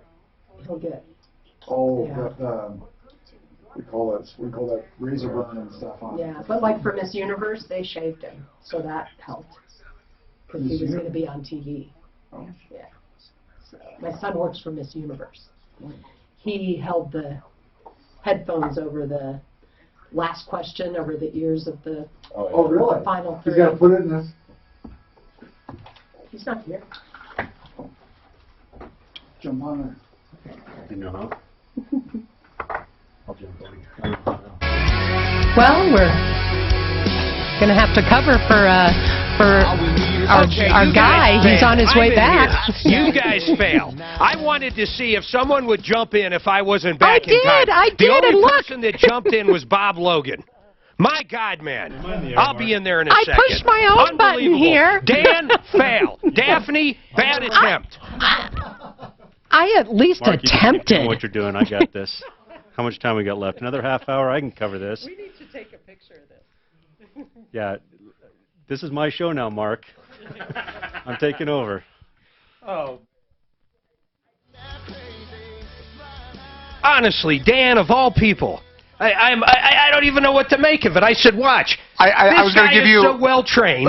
Because I was waiting for you to say, "Hey, Tom, you're always late." Oh man! Hey, we got an update on that Target credit card. Robert, what happened? I assume you got your money back on that credit card or another card. Well, he gave me a Target gift card, which is fine. Yeah. I just told him I wanted something from my card I spent. So why do you think it was such a pain in the butt? And I got to recap real quick. Robert called during our last hour. He said, "Hey, I'm at a Target right now. My wife on the 24th bought my daughter a gift card." And I'm looking. It was to some Baja Fresh. Baja Fresh. Thank you, Bob. To Baja Fresh, a $25 gift card. There's not even one in the state of Colorado. They all shut down. There's no place for them to use it. They go back to Target. They explain to them, "Hey, this gift card you sold us, it's worthless. I can't use it anywhere. We just bought it." They basically at first said, "Too bad, so sad." Now they gave it back. Robert, why do you think it took so long? It was simply because I was on the phone with you folks, and I think he took me seriously and realized that it's an easy problem to fix. I asked him why he didn't do that initially. He really had no answer, but it was only $25, but I would love to pay it forward if you have any cause I can contribute towards, and it wasn't about the money. So you can tell me how to give you guys that $25 to put towards whatever you feel necessary. Boy, that's awesome. That's awesome, man. So he knew you were talking to us on the show, and then he decided to change his tune. Absolutely. So he's going to donate that gift card, which is good because Bob said he was going to send you a gift card. So we win, you win, Plumline wins. Correct. Yeah. Yeah, Bob. We're all winners, Mark. Hey, thanks for that update, Robert. We really appreciate it, man. Hey, we appreciate your help. Bye. We had one years ago, about 2 Christmases ago, I was doing the show, maybe 3. Suzanne, you remember the Kohl's Diamond Ring one? What a call. That was right before me, Mark. Oh, it was. So we're going back 3-4 years. So I'm doing the show. We get this call. This guy buys a ring for his wife at Kohl's. Nice engagement ring. Probably a couple thousand, $2,000-$3,000 if I recall. Kohl's sizes it for free, but the caveat is they send it out to be sized. They're not a jeweler. They sell jewelry, but they're not a jeweler. So they send it out to be sized. It never leaves Kohl's. They pay for it. Kohl's ships it to the people to size. Follow me? Ring comes back.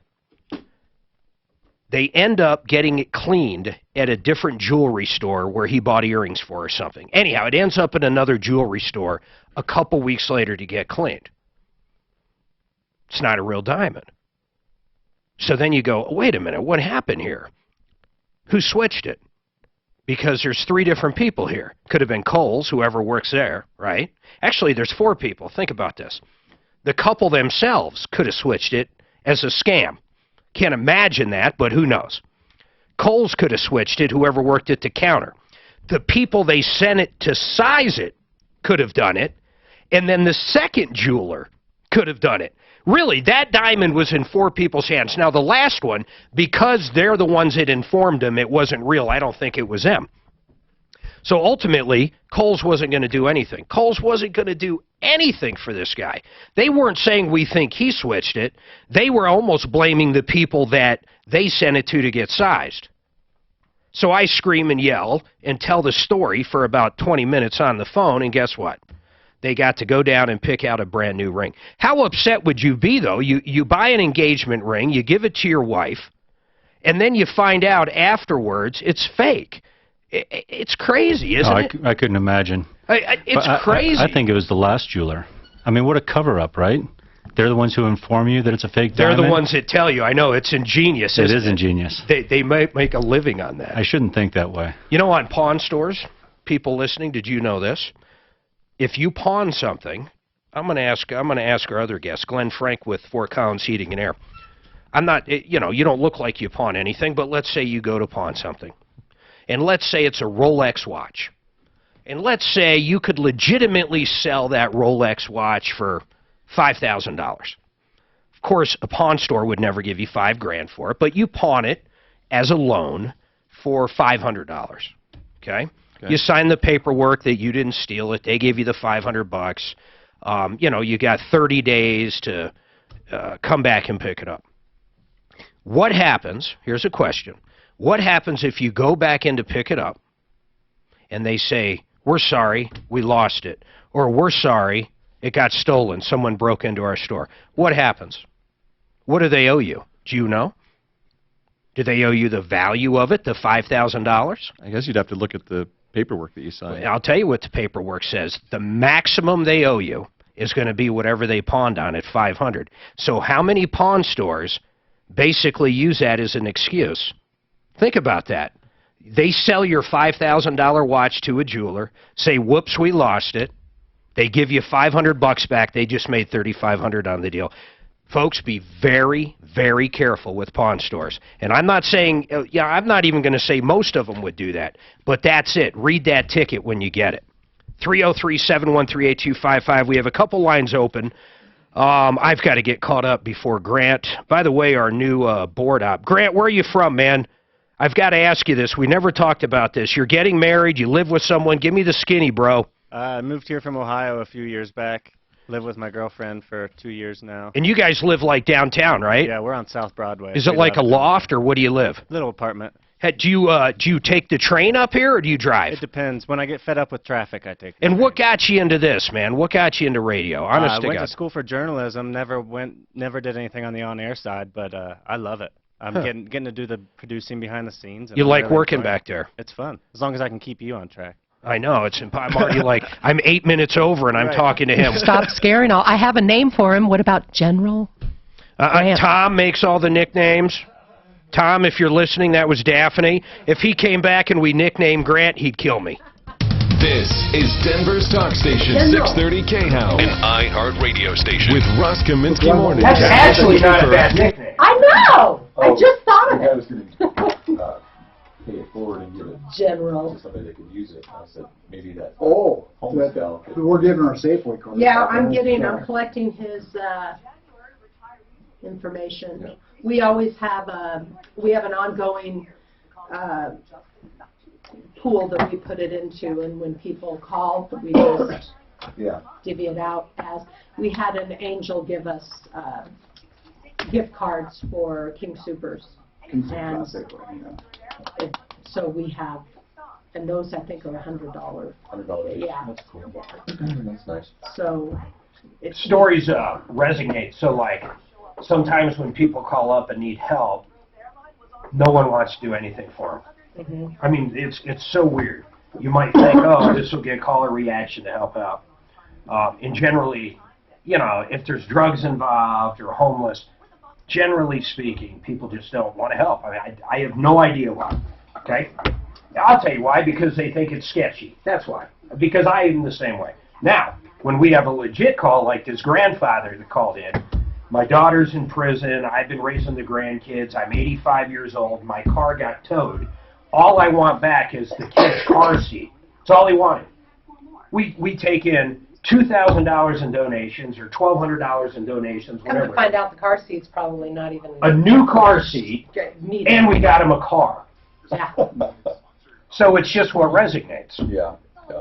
What people perceive to be reality, or more believable, because there's been a lot of homeless stories and people abusing that. Yeah. And quite frankly, they do. A lot of times it's bad choices that get them up there. They're You not gotta a have that victim, heart they're- tug. And I think that's probably what inhibits people from donating, is they say, this person brought this on themselves. A lot of them, it's just it a is. Or that It'd it's be not nice helpful. if you could tell which Yeah. was the reason. It's going to go to drugs. And as far as the diamond, See if he wants to come on air real quick. first thing they do when I He when just I run texted, over, say Mark just they got your touch text. it He wants you to come with on air. a machine that says it is actually a diamond. You watch them do it. I've actually videotaped books. I had to change where I take mine, and so I videotaped them doing it, that it's an actual diamond. It's nice to buy a diamond with a little flaw in it somewhere. So Yes, and mine identify does. it, Mine yeah. has one little flaw. The brand new, those ones that are man-made. No flaws. No flaws, huh? That's how they tell that they're, Yeah. I don't even want to use fake. I mean, they're truly real diamonds. Yeah. Well, I think you're cool. You can also turn your body into, after you die. Oh, that's what Suzanne wants. I figure after she's dead, who's going to know? Whether I scatter her ashes, turn her into a diamond. Yeah, turn her into a diamond and you give it to That's your what I new say. wife. I think it's some kind of He'll give it to his new wife. Will you marry me? What is this? That's my ex-wife. That's my ex-wife right there. You'll always remind me. I haven't heard that one for a while. Oh, and Mark would. What a comment, right? Actually, Mark buys her beautiful jewelry. Rick needs to take lessons. See the North Star? And Rick's No, probably your listening. name. It's forever named after you. Right. Just See that star up there? Yeah. I wrote your name in some Do I book. still have that? Oh, so the Do they cat. still sell those? We've I bet they do. been bouncing names around, for it. and Cosmo was one of the names because he's black. But What does that got to do? Yeah. What does that mean because he's black? Cosmo. Oh, we were thinking Cosmo Name. Fraser. I think No, Cosmo I know, from but Science. Cosmo. That's why we said it. But Zazzle is from The Big Bang Theory, when Sheldon had all the cats, and he goes, his name's Zazzle. Do you like young So Sheldon? Zazzy. Yes, I love young Sheldon. And so Zazzle's the one that's sticking. Zaz. Yeah. No, It was Tanat and Obi. Or I said, what about Vader? Where'd you get it at? At the Dumb Friends League in Castle Rock. Okay. What do they charge it at? 50, And that's neutered? except 50? No, it had to be more than that. No, it was about, I think it was 50. And they Yeah, neuter it? neutered, yeah. Wow, that's a good deal. And a free first-time office visit to the vet. I think they're trying to get you to go to that. Geez, we got our dog there. It's $300. Dogs are more expensive, and if they're puppies, they're $300. Yeah. Those are puppies. Yeah. Well, we got an older cat, so less expensive. That's an older cat. Looks 3, I know. Looks little. But he was not even on our list to pick. And he reached out and grabbed a hold of Lauren's sweater when she was looking at the one next. Then she went to look at the one on the other side, and he did the same thing. It was just being so cute. All right, 303-713-8255. 303-713-8255. Don't forget 303 Martino. That number works on and off the air. Let me give out some other numbers here, too. Plumb line, check it out. Real deal. If it gets super hot or super cold, don't expect it to happen. But for how long is this going to be good for, Bob? Just a ball. You know what? If week? if you schedule an appointment and have us in before the end of the week, you don't have to get it installed this week, but get us out to your house to check it out for the rest of the week. Free furnace with the purchase of an AC. So you'll pay until the first of the year. So I guess that'd be Tuesday. Yeah, so till Tuesday. Free furnace with purchase of AC. And then that phone number, by the way, Plumbline Services, simple phone number, 303-586-1086. Plumbing, heating, cooling, electric. These guys do everything. You know one of the things you do that I love? Find fixture free with electric. Check this out. Any problem, and I have a GFI circuit right now on my deck that I can't figure out. The GFI's not blown. Well, it must, I don't know. I don't know what's wrong with it. That's the bottom line. I can tell you this. I put it on OK. You hit the little button and plug things in. It doesn't work. These guys will come out to your place in an example like that or any electrical problem you have. And for, what is it, $179? $149. $149. They'll fix it. You listen to what I just said. They'll find the problem, fix it, or it's free. What do I mean by that? Well, let's say the entire panel's out or something that's catastrophic and there's no way they could fix it for $150. They'll give you an estimate and they don't pay a dime for the service call or anything else. That's right. We won't pay you. So if we can fix it for $149, fantastic. You'll fix it. If it's going to take a lot of parts or extensive amount of time, we'll give you an estimate and we won't charge you a penny for the trip out there. The reality of getting an electrician out to your house for $149, period, not even to look at anything, just for the trip charge is unheard of. And all of our technicians are licensed. Oh, I know. Bonded, drug tested, background checked. It's hard to find help right now, isn't it? Again, that's why, service is a little bit more expensive than new construction. That's not, well, maybe the new construction, but that's as cheap as you can get for an electrician. I don't care what you say. Beyond a shadow of a doubt.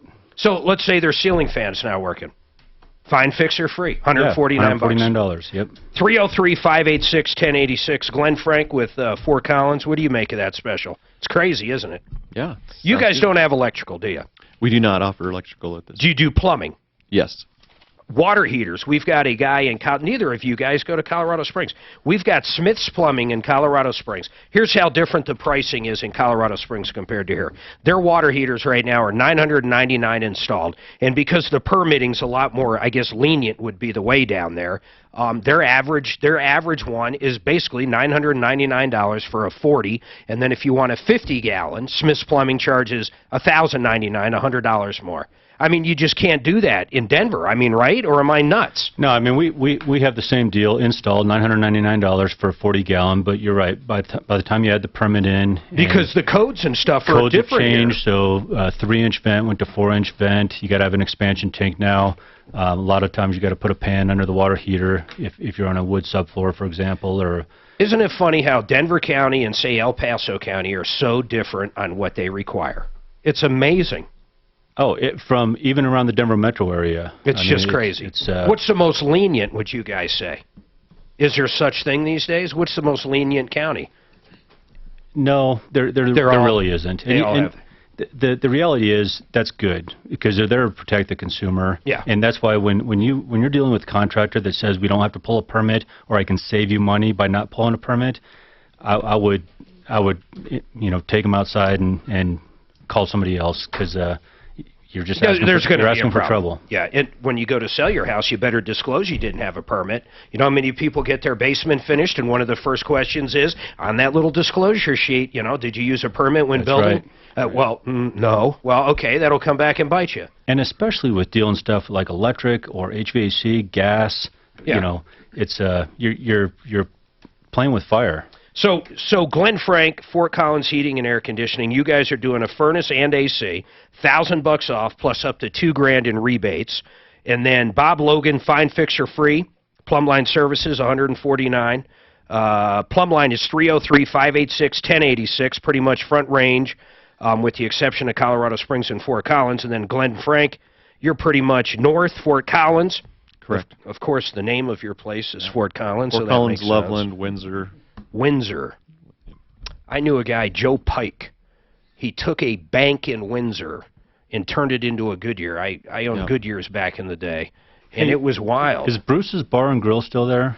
They used to serve Rocky Mountain oysters, best in the state. North of Windsor, I believe. I want to tell you guys about a scam I heard. There's a company that when you die, they'll turn you into a diamond ring, apparently. What do you make of that? I mean, do you think it's real? It's kind of like the Star Registry. The Star Registry would be another one. Hey, I named a star after you. Or the Human Fund. Love the Human Fund. But honestly, think about this. What do? You must send the ashes to somebody. I don't think they're going to do the cremation, so you send the ashes. What would they do to make you into a diamond? I have no idea, and I don't want to know. It's heat. It sounds Carbon. A little... My guess is they throw the ashes out the back door and send you a diamond. I've always wondered that about some of these animal places, honest to God, where you pay, $100 to have your animal, you get a tin back. I always go, man, how do they know who's what? I mean, does every dog go in separate? Does every cat? I don't know the answer. I don't know if there's any requirements on it. I'm sure with people there are. There was a guy in Georgia that was taking money for cremation for, it was ridiculous. His parents died. He was... I'm trying to think of the proper word for it, to be PC here. He was slow. Mortician? No, he was slow. Literally, he was slow. Like, legitimately, his IQ's low. He was slow. Back in the day, there was another name for it we don't use anymore. So, come on, people, catch up. So here's the deal. His parents die. This is a true story, man. His parents die. He's still taking in money for the cremation. Months and months, I think years go by. The neighbors, he's got 40 acres, 50 acres, whatever, 100 acres, and the neighbors are all the same. Years later, there's a smell. He'd been throwing the bodies, taking the money for cremation and throwing the bodies in the ditch. This went down in Georgia, I kid you not. It's the craziest story ever, and it wasn't that long ago. Guys are looking at me like, my God, why are you talking about that? I think I remember that, but I'm not sure how we went down that path. I don't know. Somehow Daphne led me down that path. He couldn't start the furnace? He couldn't. He never could start the furnace. Dan, come on. Come on, man. All right, listen, folks. 303, I do have to take another break. 303-713-8255. When we're going to come back, I'm going to reminisce on one story. The first time I filled in for Martino. The first time. It was at 13th and Lawrence. The station was owned, it was same station, 630 KHW. It was owned by a company called J-Corps. This story's crazy. Right after this. I know that story. I wanted to say, after you guys did your deals, those are vaping deals instead of smoking. We need to start that. If we start that, we'll see if it catches on. That's a vaping deal. So, my sister's, I guess it'd be her stepson, started selling those vapes at kiosks in malls. Yeah. Oh, yeah. Malls, like 5-6 years ago. Right when Probably we making a started. fortune. Oh, he's got a house in Catalina Island. He's got a house in San Diego. He's got a house, like 2 houses here in Colorado. I mean, just making a million. It's like people selling marijuana.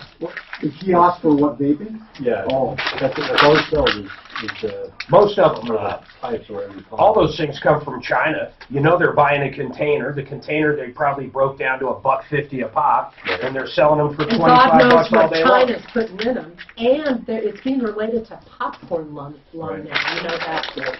Is it because of the humidity they're sucking So in? when you vape and you get that moisture, you're inhaling a moisture into your lungs, and the oil that's in the vape catches on to that, and that gets deposited in your lung also.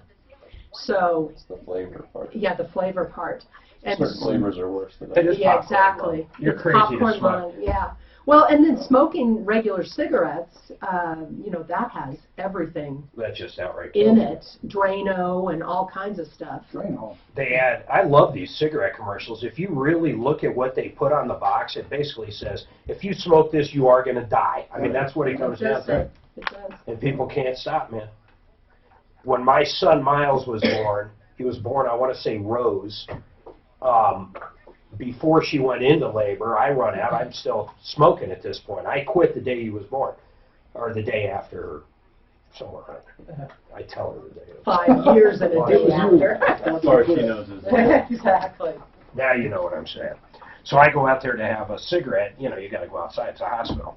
There's a dude out there pulling this one. Oh, know. Oh, shit. I'm like, holy shit. And that, I think, ultimately, that helped me quit because I'm like, my God. I had my foot operated on and was smoking in the hospital. Yeah, I had a smoking room. When I was in the grocery business, we had Back when I was like, ashtrays at the end of the aisle. Every shopping cart had a little ashtray built into it. And people just be walking around smoking. The cashiers would be Isn't smoking. it amazing? Office buildings, everybody in the cubicles smoking like You got to crazy. give it to the tobacco companies. My God, man, they had the whole country hooked. And they had them hoodwinked. They got up in front of Congress at one point in the 50s or 60s and said, no, this doesn't cause cancer. Sean Hannity is the one who promotes that. He does commercial for the True, what is the one? True? Yeah, what is TRU, I think. the vapor you were talking, the vape pen you were- Juul. Jewel. Yep, he does Shame a on commercial for that. Well, he was smoking cigars, and he was even inhaling. And he said, this helped me get off of that, which then you got to wonder. Yeah. The lesser of two 6 to evils. 1, half dozen to another. I mean, yeah. So there's a window of time there, or a window of opportunity for that business before it gets regulated to, Yeah. wide open. Yeah. And that woman making her own, that's just, Her own flavor. that to me is scary. What's that? The gal at the beginning you read that she makes her own creamsicle. I think she takes like orange and vanilla and mixes them. You know what I'm saying? Oil. She's not creating her own. She's playing a scientist or whatever. Creamsicle.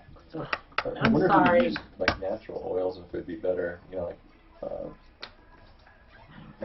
All right, Simply Floors Inc., I simply can't state it any simpler. They're the best out there for flooring. Hardwood, laminates, luxury tile, carpeting, ceramic tile. These guys got everything. Natural stone, the best pricing around. Save up. to 40%. Shop Lowe's, shop Home Depot, shop the competition, then visit simplyfloorsinc.com. They got a beautiful showroom. But on top of that, they'll bring the showroom to you. It's so simple. It's simplyfloorsinc.com. That's all you need. I'm not even going to give a phone number. Go to simplyfloorsinc.com. You'll see all the information you need. So around 1993, 94, guys, I was doing, you know how we do car day now on Friday. So every Friday we have different car people in. Well, back in the day, it wasn't car day. We had computer day, and I owned Mountain Peak Computers. I would go in on Fridays and sit with Tom downtown, and we'd talk technology. We talked Windows 95. Think about that. That's how long ago this was. Probably 94, 95. Heck, it could have been 93 and 95 was coming out. But I'm sitting there. Father John's there, who I got to know very well, and Sister Lori's doing Suzanne's job. And Tom looks at me. There's about 25 minutes left in the show. He looks at me, and he looks peaked. And I mean, he was white. I don't know what happened. He was fine a second ago, then all of a sudden he's sick as a dog. He turns to his left. He pukes directly, projectile vomits, into the trash can next to him, gets up and goes, "You're finishing the show." Now, I had never, with the exception of sitting next to him, maybe at that point, 5 times, done a show. Ever. He got up and left, and I'm sitting there. So all I knew to do was talk to Father John and Sister Lori and take a call. And I got to say, it came more natural than I ever expected. But that's the first time I sat in for Mr. Martino. Greg, you want to follow up on a past call. Which one? Hey, Mark. I'm calling about that spa palace in Colorado Springs with that lady. Did you ever get her money back? Okay, I'm going to give you a little behind the scenes here. No. And I think Spa Palace sucks. And you know what? I could get in trouble for that, and I'm not even going to say why. I don't like how they do business, and that's my opinion. And if people want to get mad at me, I'm sure we'll hear about it because I did last time. Generally speaking, I don't care who it is or who I go after. And that I've learned from Tom. Generally speaking. There are times you need to be politically correct, though, Greg, and I'm not going to get into why, but in my opinion, that place sucks. They took this lady's number. Bob, my God, they took a deposit of like $1,000 or $2,000 on a Sunday night, or maybe it was a Friday night. Sunday night. Sunday night, right as they close, 5, 6 o'clock. Take the deposit. She goes home, 80-plus-year-old woman or 70-plus-year-old woman, goes home, figures out she can't afford it. She can't afford the financing. She can't make it. She's on Social Security or whatever. She's on a pension. She can't do it. She goes back in before they even opened the door, said, "Please let me out." They refused to let this woman out of the contract. I can't stand Spa Palace. And for the life of me, I already know. Suzanne already knows. Suzanne already knows where this is going to lead to. Thanks, Greg. Thanks. I'll leave it at that. I'll leave it at that. But no, in my opinion, I can't stand them. I can't stand them. That's my opinion. If someone put $2,000 down on a furnace and then before you even open the next day, never sent a tech out, never did any work whatsoever, would you give the money back, or would you hang and cling your crappy little claws onto that money forever? Now, the way I phrase that, I'm expecting you to answer you'd give the money back. Well, first of all, Mark, we never take any money until the job is completed and you're 100% satisfied. Excel Roofing is the same way. But if we did take a deposit, I would absolutely let you out of it. First of all, who would want the damn headache? Well, I want clients for life. I don't want them for a one-time transaction. I want them for life, and I want them to tell their family and friends. That doesn't do Spa Palace any good. They lost who knows how many tens of thousands of dollars. You know what these idiots came on and said? So we had one of the idiots that works there comes on that following Monday after that woman called us and says, well, yeah, we were thinking of giving her the money back, but now that you guys got involved, let me tell you, they outright refused to give that money back, period, end of story, to her, to me, to everybody. They were clawing out of that money like it was their last grasp of hope going up against Costco and Sam's Club, who sells virtually the same product for half the price. Thanks again, Greg. How do you really feel, Mark? Greg, thanks for getting me riled up, bro. Sure, Mark. Have a good day, sir. You too. You know, I like doing follow-ups, but that one I have not talked about. So there it is. There'll be more of those to come over the next week. I assure you. Listen, folks, please, anything you need, plumbing, heating, cooling, electric, Plumline Services, 303-586-1086. And in Fort Collins, these guys are great. They're on our referral list at referrallist.com. Background check, great guys. Thanks for being in studio. 970-484-4552. Fort Collins Heating and Air, 970-484-4552. They both got great stuff. We've got car day tomorrow. Mark Machowski, everybody in studio. See you then! Did you screw up? So the other oil you have to be careful with also, because there's food grade, those essential oils. Right. And then the ones you buy at the store. Yeah. So then you have to get, really. That blows me away, that Small Palace. Oh, yeah. That couldn't be resolved? I got called into the principal's office. Asked online there about, you guys get. Are they, is that an iHeart? Don't, we're still on here. I can't believe it. Why they wouldn't give that woman her money back, those guys all deserve to go to hell.